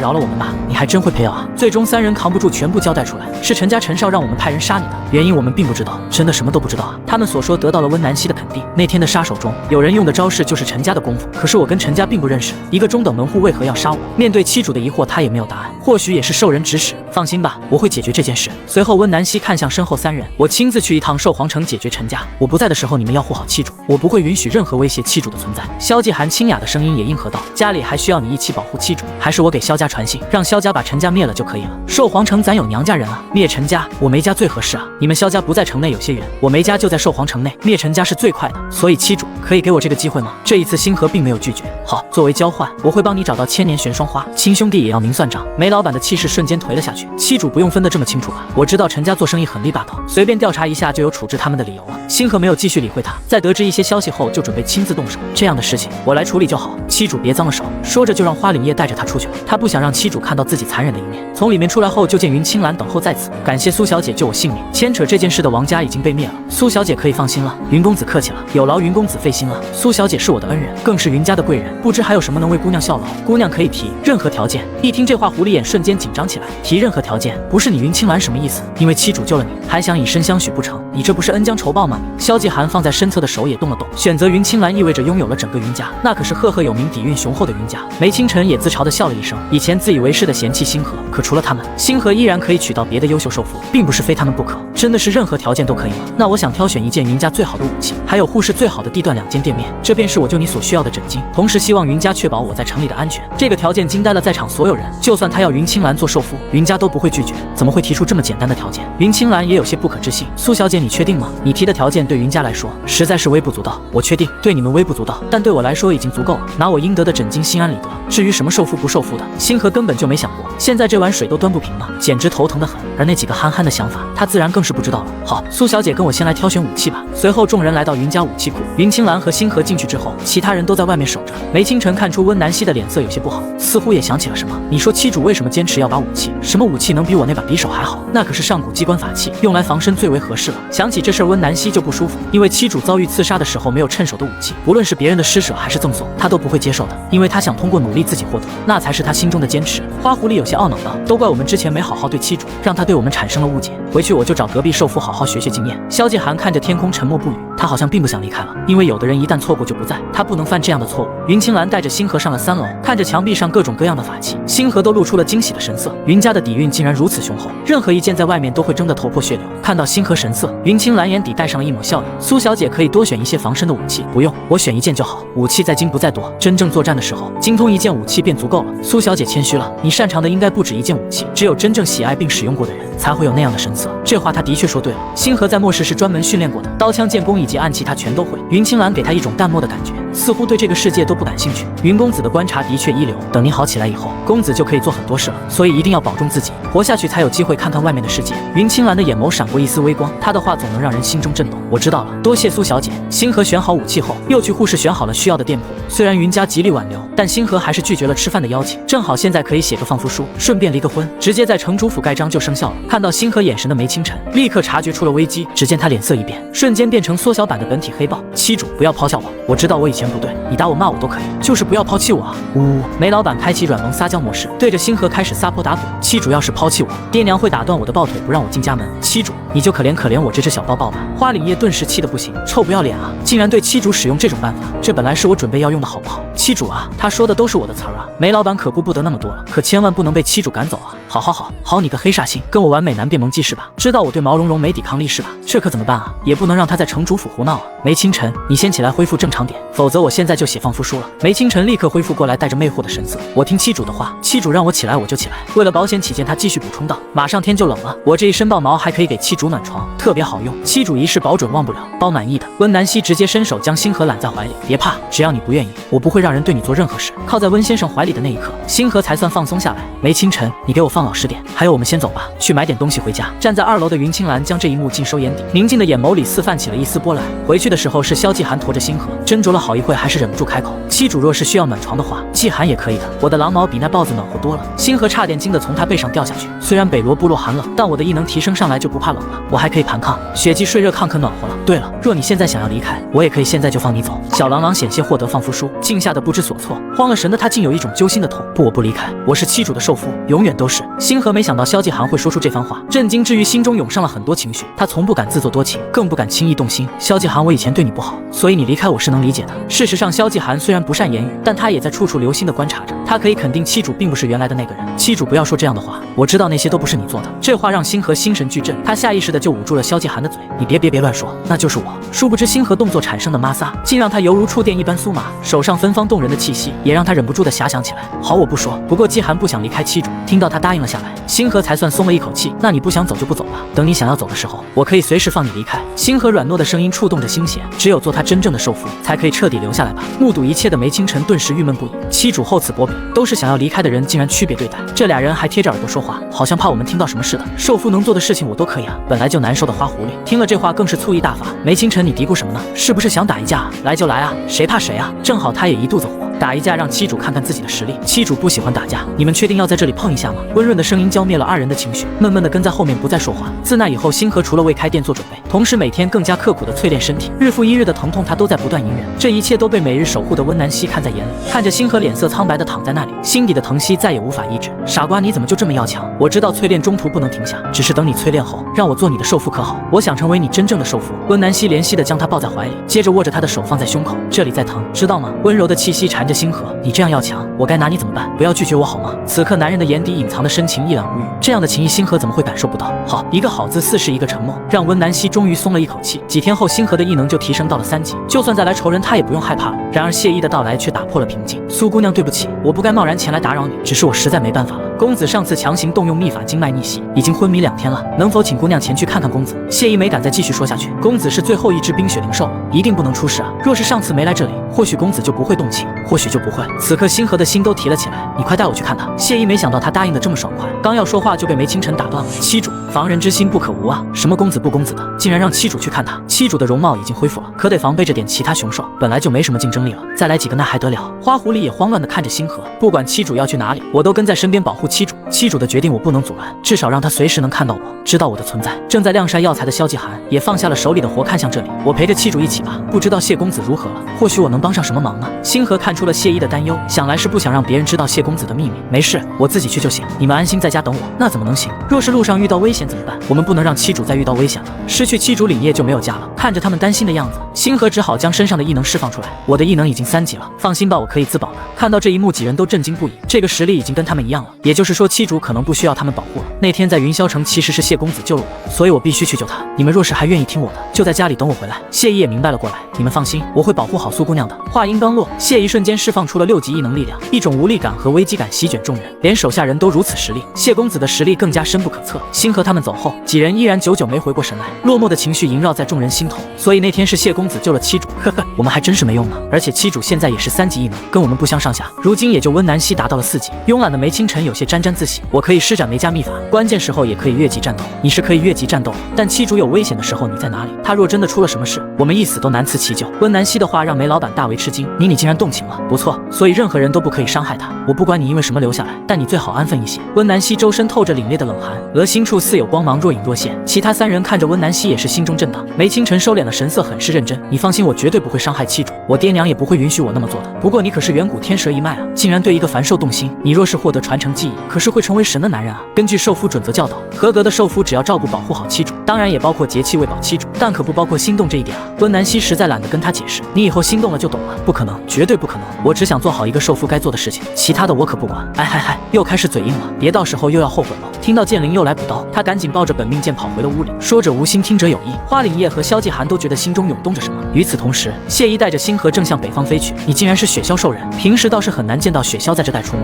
我们生活在更北边的山林里，我们雪鸮兽人都尊公子为主，若是公子出事了，没有了主人，雪鸮族就会乱起来。求苏姑娘一定要救救公子。想到冰雪灵兽，想到至情至性，星河的心中也有些触动。放心，我会尽全力救他的。若不是他，我早已死在云霄城了。很快，2人就来到了一望无际的冰川里。随着谢姨将禁制打开，仿若世外桃源的绿洲出现在了眼前。这里便是公子居住的地方。等公子身体好了，自可带苏姑娘将周围转遍。说话间，2人已经坐到了船上。这是你家公子住的地方，我光不太好吧？我从未见过公子对谁如此特别。苏姑娘，你是第一个，希望苏姑娘不要伤害我家公子。谢姨知道灵兽最忌动情，眼中不自觉地流露出忧伤。他是我的救命恩人，我定不会伤害他一丝一毫。随着谢姨的絮絮叨叨，2人的小船也驶入了中心地带。看着昏迷不醒的谢归雪，星河的心都跟着揪了起来。公子一直不让我们去找姑娘，就这样昏迷了2天还没醒来，而且他还交代，若他有不测，我们以后要奉你为主。别担心，我先看看。星河定住心神，开始把脉，没想到他的身体情况这么严重。为了救我，他竟动用了超越极限的力量。此时浓浓的愧疚感涌上了心头。随着木犀异能不断注入到他的身体里，灵气仿佛鱼入大海，随意畅游。这样的契合度让星河有些激动。谢归雪也感受到了一股温暖的力量，身体忍不住的轻颤起来。当星河进入到他的精神视海后，肆虐的风雪吹破了他单薄的衣衫。来到冰殿后，一只奄奄一息的灵兽蜷缩在角落里。星河将他小心地抱在怀里。谢归雪，我知道是你，你一定不要有事啊。伴随着木犀异能的运转，灵兽身上的伤口也在逐渐愈合。过了许久，他缓缓睁开了眼睛，化成人形的瞬间，一把将星河揽进怀里。谢归雪，我是星河，你清醒一下啊。他知道兽人狂化后只会凭本能行事，本就破碎的衣衫无法阻止指尖沁凉的温度，让他身体不自觉地站立了一下。男人的视线落了下来，星河赶忙扯了扯单薄的衣衫，但根本遮挡不住什么。浩若初雪的景色让清冷的眉眼忍不住游移其间。谢归雪，不要，你醒醒啊！男人如墨的眼神沉沉地看着他，不要离开我。沉冷暗哑的音调让他的心头一紧。我没有离开你，我是来救你的，你是不是感觉好点了？刹那间的一吻袭来，星河的全身一僵又一颤，浸润如雪的气息将他完全包裹，无法呼吸。此刻他的大脑一片空白，不知何时闭上了眼睛。当花香的气息环绕时，星河对上了干净澄澈的眼眸。你恢复神智了？谢归雪刚刚竟然本能地靠近他。对不起，我不知道会这样。看着耳根泛红有些慌乱的男人，星河忍不住笑了起来。你刚刚对人家那样，你说可怎么办呢？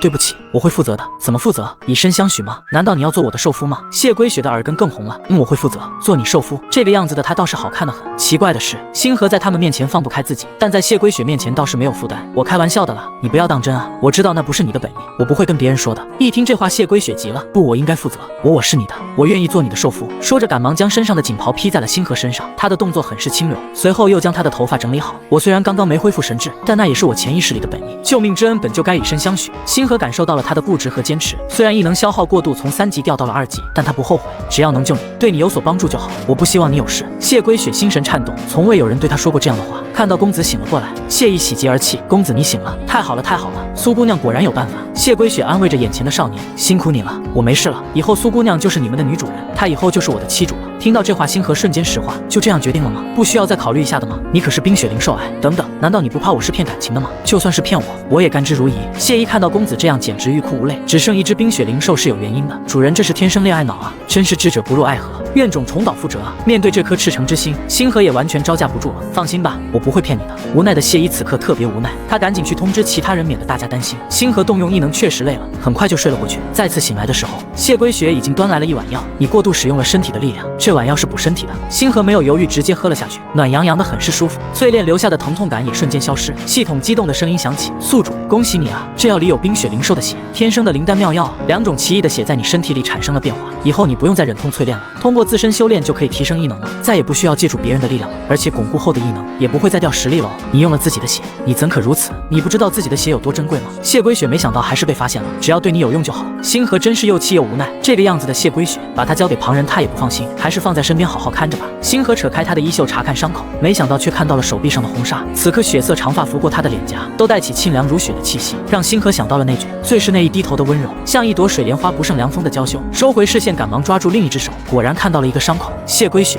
你以后不许流血，你要是流血，我也割破自己的手臂。听到他这么说，谢归雪真的急了，不许，我听你的。看到他答应，星河才算放心下来。与此同时，寿皇城梅家府内收到了回信，看到梅清晨差点领了放付书，两个人脸色难看极了。这个孽子，他这是做了什么混账事情，竟然让自己的妻主写了放付书？行了，消消气，先往下看。平日稳重的性子倒是生起气来了，我这还不是为了儿子好，这关系到他和整个梅家的兴旺。梅夫人继续安慰道，他从小被家里宠着长大，但对感情也是一窍不通的。梅家主只能叹气，咱家是我做家主，不像别家都是女子做家主，所以清晨不懂得如何讨好妻主，也算情有可原吧。待两人看完信后，神色更为凝重了。陈家嘛，小门小户的敢动我儿子的妻主。梅家主看似温和，实则杀伐果决，当即派人搜集陈家违法的证据，同时也让人开始打压陈家的声音。我倒要看看陈家背后是什么人，一并解决，除掉后患。梅夫人也点头同意，这样也好，杀鸡儆猴，让寿皇城那些心怀不轨的人看一看，星河是我梅家护着的，谁也不能动。这集有点小刺激，谁来管熟透了的大房。自从星河来到谢归雪这里，连续3天都在帮谢归雪调养身体，与此同时还为她变着花样做好吃的。谢归雪的身体日渐好转，便带着星河逛了起来。看着眼前大片荒废的水田，星河只觉得很是可惜。谢归雪看出了他的疑惑，除了日常打猎之外，谢氏还有专门的商队，可以从各处购买食物。你是我的妻主，这里的一切自然也是妻主的。刚要拒绝的星河却对上了忧郁的眼神，仿佛一出口就要伤了眼前的人。那好吧，我想带着大家在水田里种水稻。在精神师还与谢归雪那一吻，正好奖励了不少大米种子。接下来的日子，星河就将种植的方法传授给了大家。时间差不多了，我们该回去了，还有很多事情要做呢。然而家里此刻却是另一番景象。星河不在家的日子，他们似乎都快要疯掉了。花狐狸更是连饭都吃不下。妻主是不是有了谢公子就不要我们了？谢公子一看就身份尊贵，妻主如今又恢复了容貌，那样美，还有异能实力。温南希现在也头疼得很，这几天都没怎么休息，生活本就煎熬，还要听这么扎心的话。梅清晨倒是比较乐观，那也不至于吧，他病病歪歪的，怎么能满足妻主？我们好几个人，怎么说身体力行也比他强啊。就在话音刚落的时候，一个浸润的声音在门口响起。是吗？沁冷的声音中带着一丝冰雪般的寒气。他神色蛊惑地看向星河，似想让星河知道他可以。我第一天怎么一回来就是名场面吗？这是什么修罗场啊？当看到星河的身影时，温南希的眼尾都泛了红，身形如一道残影一样站在了星河面前。他上下仔细地看着他，确保他没有任何事。没人知道他有多想念星河，他不在身边的日子，温南希才知道思念是多么的煎熬，那种感觉太心痛了。无数话语到了嘴边，说出来的却是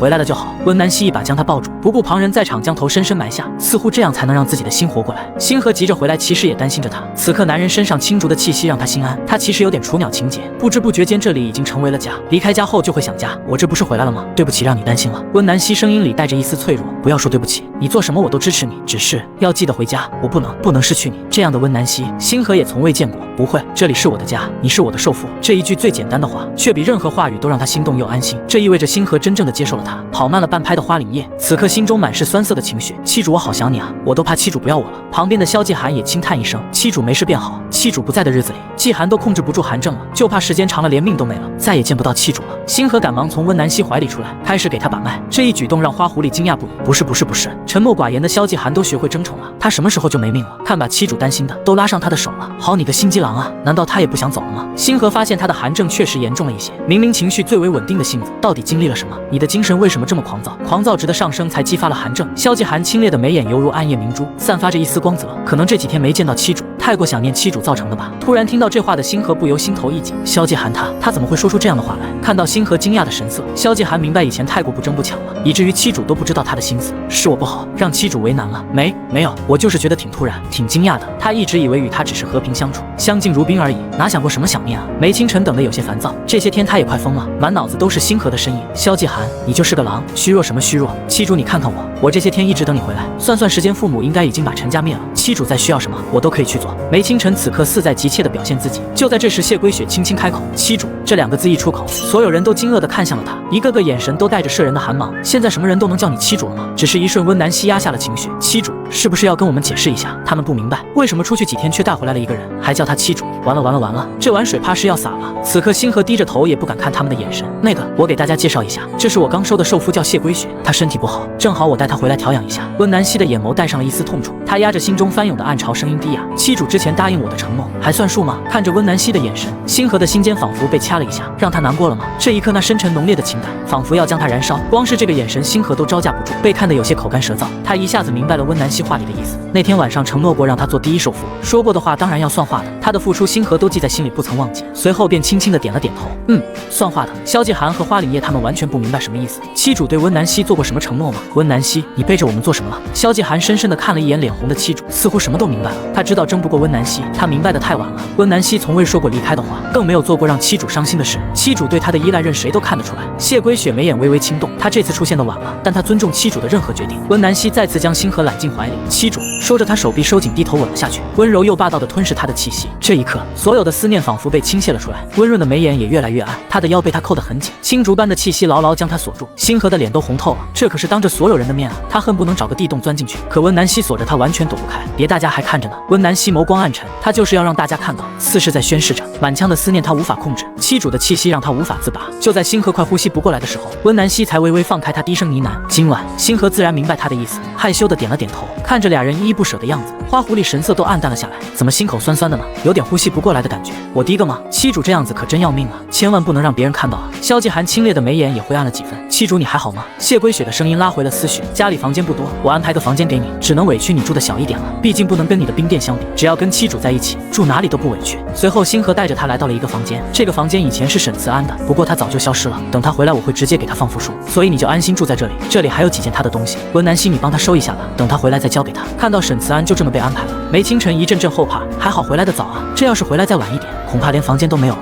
幸亏有爹娘的提醒，还有本命剑的忠告，否则妻主一个不高兴，连抱窝都给端了。不管怎样，少了个竞争对手，梅老板还是有些庆幸的。温南希很快就收好了那些东西，随后谢归雪便开始布置起来。她不断从空间戒指中拿出东西，就连门帘都是晶石打造的，在月光下闪烁着光芒。房间里也摆放上价值连城的装饰品，花狐狸看了都惊呼不已。这么多晶石做成的门帘，还有那地毯是雪貂毛制成的吗？这谢公子是什么来历啊？萧家对霸州有一些了解，谢氏是门阀世家，世家贵族的顶流，财力不可估量，所以晶石做的门帘并不奇怪。关于这些，梅清晨也有所了解。传言说谢氏少主身体虚弱，但没人知道谢少主的任何消息，所以他很可能就是谢氏少主。不过我看不出他真正的实力。萧继寒明白，无论他们有什么想法，为了妻主都要接纳谢归雪的存在。他很强，有他在，妻主会更安全一些，否则不敢想象那天会发生什么。花狐狸听着他们的对话，有种自卑感。他完全不知道这些消息，从小就在偏院长大的他，连姓氏都是跟随父亲。徐家看不上星河，所以才会让花凛夜替嫁过去。此刻的花狐狸只觉心口难受，他没有世家背景，也没用雄厚的财力，可他想为妻主做些什么。突然间他心神一动，我的刺绣可是天下一绝，我可以为妻主做最美的衣服。对不起了爹，凛夜不能按照你说的去做了，否则可能都没资格留在妻主身边了。星河还不知道此时暗流涌动，他还在帮着谢归雪布置房间。妻主不必忙碌了，我自己来就好。星河想到他住在绿洲，一直有人为他服务，担心到这里可能会不适应。妻主我会做这些的，这是雄兽从小就会学的东西，以后让我来照顾你就好。谢归雪只想把房间布置得好一些，这样妻主才能多来他的房间留宿。不过星河看着他清冷淡然的样子，很难想象他会照顾人啊。妻主，这是我的玉牌，拿着它可以从谢家钱庄随意调取金币，我的一切都是你的。星河看着他神色认真起来，我不是不想用你的金币，我需要的时候会和你说的，不过我想拥有自己的事业，我要把美食店开遍整个寿氏大陆，我要创立自己的品牌，更要开辟粮仓之地，积累足够多的物资。寿皇城那些人辱骂的话犹在耳旁，总有一天我会证明自己，要想让人瞧得起，必须自己先变强。谢归雪看着此时的星河，只觉得他散发着璀璨的光泽，徐徐生辉，有种让人折服的魅力。你想做什么我都会支持你，只是玉牌你要拿着，我的一切都是你的，谢氏家族也是你的后盾，我不允许任何人伤害你。看着谢归雪认真的样子，星河忍不住笑了起来，我也会变强保护你的。那开心放松的样子让谢归雪心神一动，她轻轻地抱住星河，温柔地抚摸着他的长发。画面一转到了晚饭时间，不过此时的气氛无比微妙。星河看着满满的一大碗菜，只能闷头默默吃着。吃完晚饭后，温南希用温柔潋滟的眼神看着他，眼中摄人的暗色让人无法直视。星河只觉得脸上发烫，心弦不受控制的颤动，他逃一般的跑回了房间。一想到那亲密无间的画面，他的脸就热了起来。怎么办啊？心跳的好快。洗漱好的温南希来到了房间里，轻轻地将门锁了起来。妻主需要我帮忙吗？温柔撩人的声音在耳边响起，他只觉心跳加速。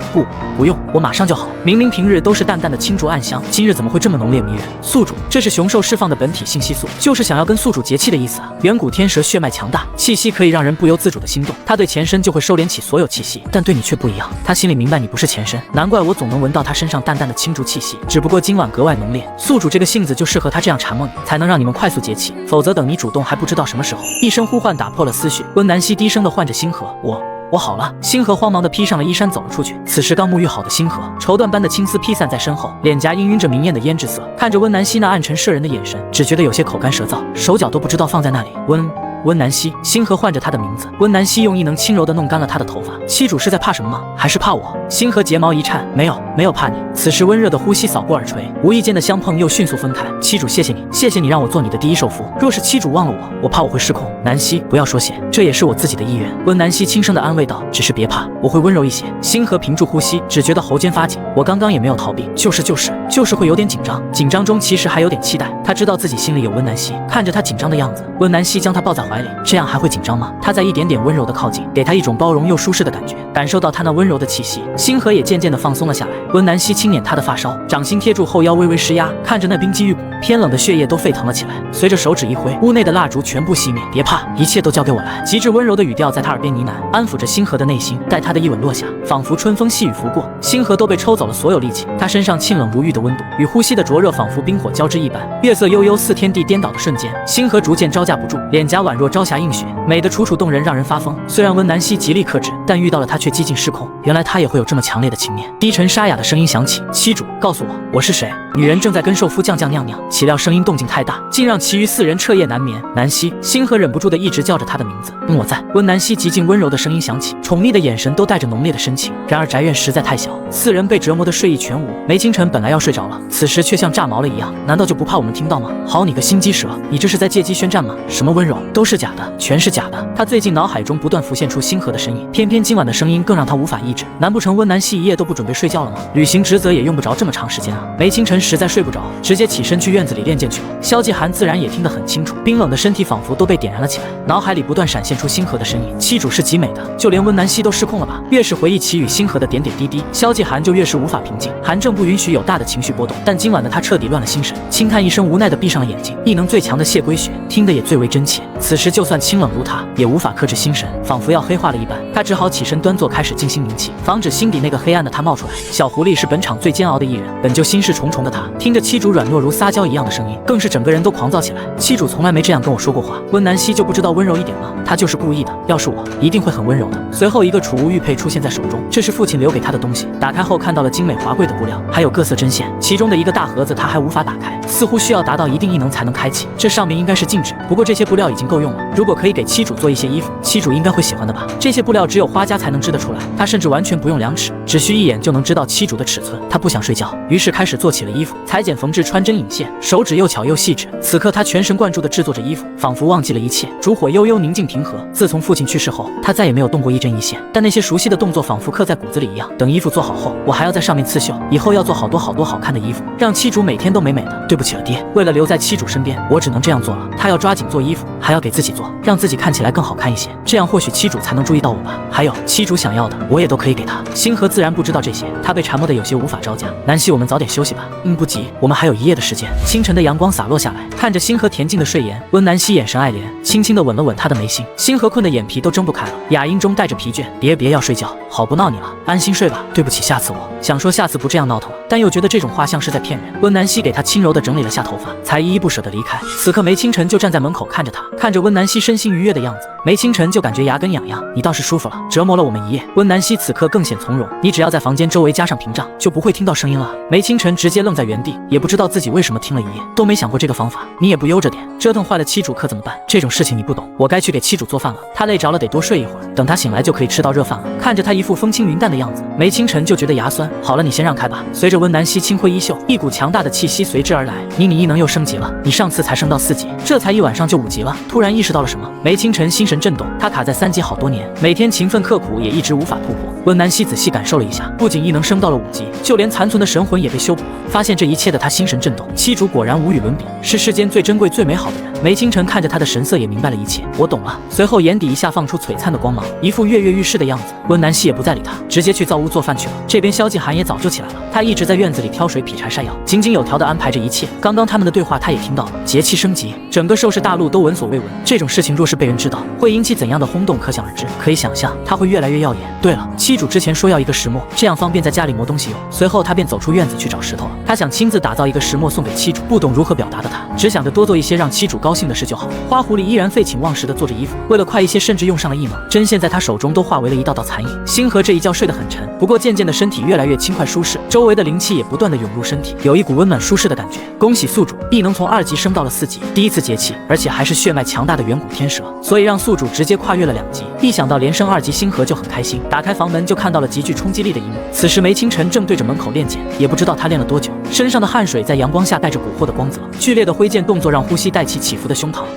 练剑就好好练不行吗？为什么不穿衣服啊？还要对着房间门口是干啥啊？猝不及防的一幕让星河脑中空白，瞌睡感也全都不见了，慌忙的移开了视线。梅清晨突然发现星河不看了，于是走了上来。七主，你不多看看吗？要是不想看，还可以感受一下的，我很有力量，包七主满意的，肯定比温南希他强。星河顿感无语，你这算盘打的寿皇城都听见了。梅清晨，你我之间的情况你最清楚，更别提我们之间还没感情，我是不会跟你结气的。本想着他若要离开就给他放符术的，可眼下看他的样子，实在头疼啊。听着星河的话，梅清晨露出了迷茫的神色，是因为感情吗？梅清晨，你先让开，还有赶紧把衣服穿上，你这样简直是，七主要是喜欢，我也可以一直不穿的。此刻梅清晨站着不动，挡住了去路。星河真想一巴掌扇上去，可看着他一副跃跃欲试的样子，又不想让他得逞，你到底想怎样？梅清晨一副固执的样子，我就是想让七主考虑我，因为节气后七主就不会赶我走了。我如今是自己想要留下来的，而且我还没觉醒家族的血脉力量，一旦觉醒后五感七窍才会接通，就能更好的保护七主了。星河认真的看着眼前的男人，所以他如今是还没开窍吗？才会连感情都不懂吗？好在这时候萧继寒打了水过来，我来照顾七主洗漱。说着就将洗漱的东西全部放好。梅清晨看看他，只能悻悻的离去，他也怕适得其反再惹七主厌恶。萧继寒，刚刚谢谢你。星河忍不住的感叹，萧继寒真是默默做事的人啊，性格也很好。七主不用如此客气，能为七主做这些我很开心，只是希望七主也能考虑我。不对，他这话是什么意思？怎么这么突然啊？看出星河惊讶的神色，萧继寒忍不住叹了一口气，是我平日表现的不够明显，让七主没感受到我的想法，都怪我自己。他知道这时候不能嘴笨，否则就像沈慈安一样，连位置都没有了。萧继寒清冽的目光带上了坚定的神色，这几天七主不在家，我会忍不住想念七主，比我想象中的还在意七主，我期盼能成为七主真正的受福。说着萧继寒的耳根都泛了红，他不想再迟一步了。星河睫毛一颤，他没想过这个事情，也不知道该如何回答萧继寒。对不起，是不是太突然了？可能我表达的不够明显。七主不用着急给我答案，我会一直等到七主愿意的那一天。星河有些沉默，萧继寒任劳任怨，沉默寡言。若说他一点都不在意，那也是假的。你身上还有很多伤痕，你面对我真的能不介意吗？听到这话，萧继寒也松了口气。七主这么好，我该庆幸当年做了七主的受福，才能等到现在让我拥有最好的七主。星河没有一点心理准备，他对温南希与他们不同，毕竟从始至终他都没想过离开。先不说这些了，我现在4级异能了，先帮你解了寒症再说这些吧。看着4级异能的光芒，萧继寒神色都变了。原来不光温南希提升了，七主也同时提升了异能。随后他立刻屏蔽了声音，远处的梅清晨听不到他们在说什么，但那道光芒让他内心也掀起了海浪，久久无法平静。这是什么宝藏刺兽吗？节气后还能双双提升实力，如果实力提升让我觉醒开窍的话，或许就能懂七主说的感情是什么了。可惜七主对我还有意见，难不成还是穿的保守吗？这个办法肯定行，七主一定会对我满意的，要找机会让七主看到。萧继寒震惊过后，又用屏障挡住了梅清晨的视线，他神色凝重，有些担忧。这件事不能让旁人知道，否则会给你带来危险。这个世界还有很多未知区域，那里有怎样的兽人没人知道。星河明白他的顾虑，这种提升实力的方式确实不同寻常，系统也感受到了他的担忧。宿主别怕，必须是你自己接纳的受福才可以，而且我昨天也跟着升级了，我就算拼了性命也绝不会让人对你强行节气，所以宿主不用担心了，任何事都要你愿意才可以。我宿主不想做的事情，任何人都别想逼迫他。我说的。看着系统可爱的样子，星河也忍不住的笑了起来。宿主，你是受天道庇护的人，既然天道给予你独特的馈赠，那自然不会允许别人用这种方式伤害你。你是有大气运之人。放心吧。听着系统的解释，星河眉眼弯弯，你不是别人啊，所以我就告诉你了，这样我才能治好你的寒症啊。真是5个受服4个病，还有一个头疼的要命，看来要走的路还很长哎。此刻星河更好奇了，温南希在竹林经历了什么？是什么样的人才能伤到他呢？萧继寒心头一颤，没想到妻主这么信任自己，他再也不受控制，一把将星河抱在怀里。妻主，你为什么对我这么好？突如其来的拥抱让他猝不及防。萧继寒，你先放开。看着他抗拒的样子，萧继寒神色又暗淡了下去。对不起，是我之前对你不好，妻主不必浪费异能为我治疗，我不要什么两不相欠，我会一直等妻主愿意的那一天。此刻寒意蔓延，星河侧以萌生的安慰起来，我会为你治好寒症的，你护着我还帮我做了很多事情，我都是知道的，只是刚刚有些突然，我本以为你是想离开的，没想到会听到这番话，是继寒不善于表达，以后妻主不喜欢的我都改，我不会离开，永远不会离开。他要明确的说出来，不想再因此产生误会，再晚一些妻主的心里就没位置了。连那个云青兰都差点做了受缚，星河还想安慰一下，可突然间他身上的寒气大盛。萧继寒，你冷静一下，不要情绪波动的这么厉害。萧继寒周身涌动着浓郁的忧伤，仿佛要碎裂开了一样。看到他这个样子，星河的心也硬不起来。那个，你不想离开就不离开，情绪好一点，要不我先帮你把寒症控制下来，其他的之后再说。萧继寒似带上了一丝魅惑之色，去我房间吧，这里不方便妻主帮我治疗。看着他勾魂的眼神，星河的神色都恍惚一下。那好，先去你房间吧，在院子里确实没办法更好的治疗。紧接着萧继寒快速拉着他往回走，等星河反应过来时已经到了屋里，随后他衣袖一挥将门反锁，接着开始慵懒的宽衣解带，动作行云流水，一气呵成。这一幕直接看呆了星河，不用卸甲，我知道用针灸的效果更好，所以妻主也帮我用针灸治疗吧，要不寒症发作我也会很难受。萧继寒的音调都变得低哑起来，随着手指一点点的解开衣袖，动作缓慢又撩人心弦。星河倏然瞪大双眼，这是要做什么？解个衣服怎么还慢动作上了？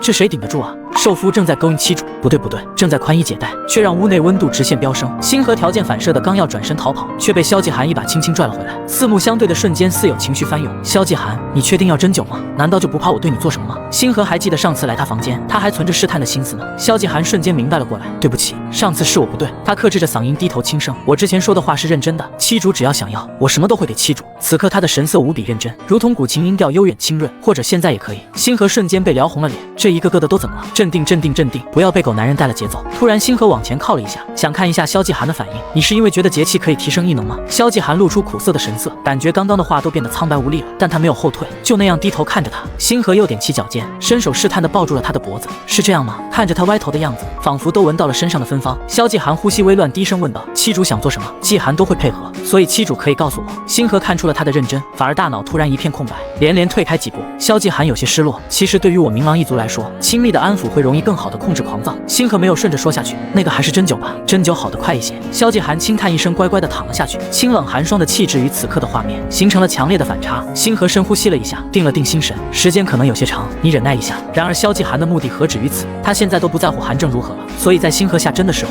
他竟发出了轻微的嘤咛声，似在隐忍着什么，眼中的隐忍藏着深烈的情绪，苍白绝美的神色带着脆弱和难耐。星河下针的手指都颤了一下，看着眼前的一幕，热血不断上涌。妻主，我没事，可以继续的。星河根本无法专注起来，手中的银针颤抖地掉落下来，只是扎在了。萧继寒身体轻颤，带着一丝破碎的音调，阿我不是故意的，对不起。星河慌忙地拿起了银针，没关系，只要妻主高兴就好。我说了，妻主做什么继寒都会配合，虽然隔着一层布料，那个不会坏了吧？萧继寒看着他慌张的神色，反而眉梢轻微上挑了起来。我也不知道坏没坏，或许只有跟妻主节气，才能知道是否还好着吧。妻主要不试一试，可能试一试就知道了。星河此时真的懵了，一瞬间口干舌燥的不知如何是好，一直到从房间里出来，星河才算真正的松了口气。要是再压不下去寒症，他都要无法冷静下去了。现在满脑子都是刚才的画面。梅清晨看着刚从里面出来的星河，忍不住的咬牙切齿。好你个萧继寒，还屏蔽声音，也不知道在房间里做什么了。妻主的脸都红成那样了。随后他快速的跑到星河身边，妻主是不是累着了？我没家祖传按摩技术，要不我帮妻主按一按可好？这可把星河吓了一跳。你快把衣服穿上，我现在看不得这样。梅清晨立刻伸展手臂鼓足力量，妻主你看看我这个。联想到刚刚屋里的画面，星河就觉得口干舌燥，不想看。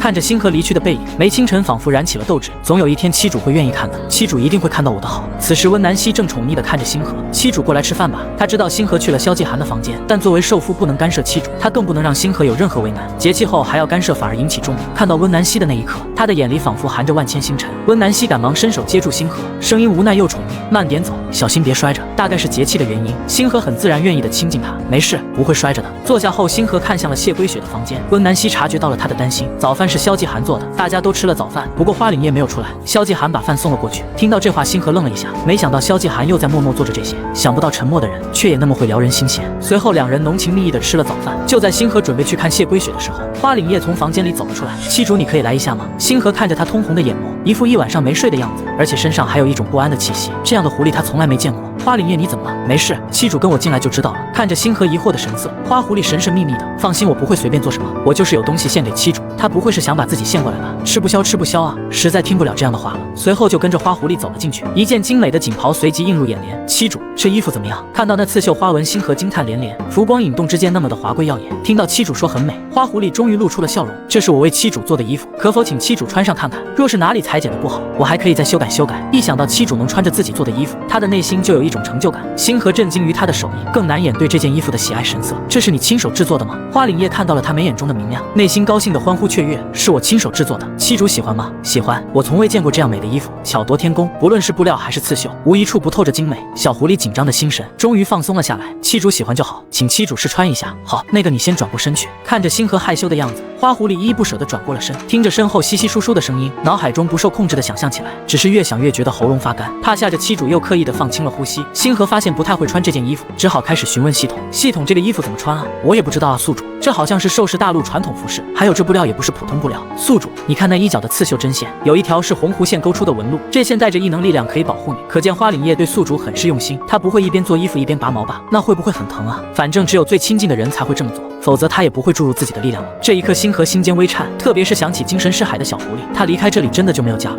花凛夜他其实会忍不住让人疼惜的，一想到这些，他的心都软了。花凛夜，这衣服我不会穿，你能过来帮我一下吗？听到星河的声音，他的心都要跳出来了。转过身的那一刻，眸光一颤，穿上华服的妻主是如此让人窒息。突然间，一股情绪涌上心头，不该给妻主穿这样美的衣服，这还不轻易的就勾人心神，那还了得？怎么了？星河看他的神色询问起来。没什么，就是妻主穿上很好看。这老狐狸惯会哄人，总说好听的甜言蜜语，不过我爱听。花凛夜缓缓上前，轻轻勾住系带为他整理衣服。我父亲说，这是我们狐族祭祀壁画上的衣服，穿上这样的衣服就有狐神庇佑，这样的衣服只有狐族才会制作。他只想让自己的妻主开心，让他受到狐神的守护。花凛夜神色专注地为他穿衣，可看到星河身上昨夜留下的痕迹，心神却不受控制地颤动了一下。妻主穿上这衣服真的很美。星河感受到了他的情绪，转过身来看着他。花凛夜，你怎么了？是不是哪里不舒服？宿主啊，你的兽父花凛夜都快碎了，你快哄哄他吧。这一刻的他好像受伤的小兽一样，身上弥漫着淡淡的忧伤。星河轻轻地抱住了他。你怎么了？是不是精神海不舒服了？我可以帮你安抚，不要难过好不好？猝不及防的拥抱让他神色欣喜，只是一瞬间忧伤就被驱散，随即在他耳边轻轻地呢喃起来。是不是妻主还是在意我的？我以为妻主有了温南希都不要我了。星河算是明白他在想什么了，都有些哭笑不得。怎么会呢？你说过不会离开，那这里就是你的家，你也是我的受福。可凛夜有名无实，我也想节气。一想到昨晚天快亮的时候才睡着，这要是在，实在是吃不消啊。可眼前的花凛夜都要碎了，他也不是铁石心肠，等过段时间好不好？我先答应了归雪。花凛夜高兴得像个小狐狸，这可是妻主说的，妻主答应我的话可不能食言哟。你看你又急，会有的会有的，你别急啊。花凛夜用勾人的虎眼看着星河，我相信妻主，我可以等，只是妻主不要让我等太久了。有了妻主的承诺，他就安心了，从此就真的有家了。妻主，我会努力变强，给你做各种精美的衣服，每天都可以给你做。不用不用，我不希望你累着自己，以后不要熬夜了。若你再熬夜做衣服，那我就不穿了。花凛夜赶忙保证起来，好，我不熬夜做衣服了。父亲，你看我的妻主跟母亲不一样，她会心疼我，不像徐家主只会压榨你。当他收回思绪看着星河时，突然声音酥哑起来，妻主，等节气的时候，我肯定不会像温南希那样折腾，我会温柔一些，保证让妻主。星河赶忙伸手捂住了花凛夜的嘴，心想真不该这么轻易答应他。别说这种话，怎么能这么说出来呢？对，我不说了，我到时候用行动表示。行，你真是演都不演了。花凛夜就这样一直抱着星河，舍不得松开。低头的瞬间，又来个让人措手不及的吻。花凛夜，你别，没有妻主同意，我不会对妻主做什么。刚刚有点高兴过头了，妻主不要因此讨厌我啊。安慰完花凛夜，星河总算是松了口气。这一个个如狼似虎都是怎么回事啊？这才刚刚开始啊，宿主，后面你要习惯起来哟。眼下你的体质发生了变化，接下来我也不会再劝你着急节气了。星河此时也有自己的考量，答应的事情自然会去做。就在思索的时候，谢归雪房间里溢出了黑暗气息，他的精神识海不会出问题了吧？来不及多想，星河快速地向他的房间跑去。此时谢归雪正在床上修炼，只是周身围绕着一股淡淡的黑气。谢归雪，你怎么了？明明之前的狂躁都被安抚下来了。宿主啊，他这可能是受刺激了，所以精神识海里那个黑化的他要冒出来了。黑化的他，一想到狂躁后的谢归雪，星河不由得咽了咽口水。他身体已经好了，是什么刺激他了？总不能是这里住的太委屈了吧？我滴个乖乖，宿主你难道没发现吗？他是因为昨晚你节气的事情受刺激了。看着陷入入定状态的谢归雪，星河神色凝重，眼下不能让他继续狂躁下去了。系统赶忙提醒起来，他实力那么强，不可贸然靠近，否则会被他周身的屏障给击飞的。星河顾不得那么多，直接伸手去触碰谢归雪。当抱住他的一瞬间，就被一股力量吸入了精神识海。虽然识海里还是郁郁葱葱的样子，但黑暗气息仿佛侵袭了这里。妻主来来了。一个沁冷的声音响起，冰魄般的眼眸染上了一丝黑气。龟雪，你是不是不舒服了？谢龟雪走到他的面前，轻轻地整理好他的长发，沁冷的触感不断蔓延开来。星河正准备悄悄地注入木系异能，却被男人一把拽住了手腕。七主是不喜欢这样的我吗？不是不喜欢，我先帮你疏导狂躁的精神海。话还没有说完，就被谢龟雪一把抱住，微微的弯腰压下。既然七主没有不喜欢，那就是喜欢了，所以不用变回去，这样就好。说着，谢龟雪将他抱住，一个旋身带到了冰殿内，紧接着沁冷又炙热的气息将他缠绕，星河的呼吸都乱了起来。他看不清男人的表情，只觉得他的气息侵入了五脏六腑。此刻他眼中都出现了水雾蒙蒙。不，龟雪不要，我答应你的一定做到，但现在不可以节气，你的精神海会崩塌的。此刻的谢龟雪带着摄人的气息，仿佛瞬间要将他吞噬。七主是不愿意了吗？还是说七主不满意我的表现？为了不让他失去理智造成损害，星河只能不断的安抚着他的情绪。你不要多想，就是你身体现在还没好，不适合在这个时候。可惜黑化的谢龟雪完全没有理智，他反而将星河抱得更紧起来。七主，我也会本能的发疯在意，难道是龟雪的错，没有让七主感受到那份在意吗？说着转身抱着星河进入了水池之中，在他快要沉入水中的时候，一下子将他拖住。水中的冷意和落水瞬间，让星河本能的抱紧了他。龟雪，你冷静一下。此时星河看不透他谜一样的想法，这是被刺激后的样子吗？惊魂未定的星河眼角带着泪水，看到他哭泣的样子，谢龟雪的眼神似有了一瞬的清明。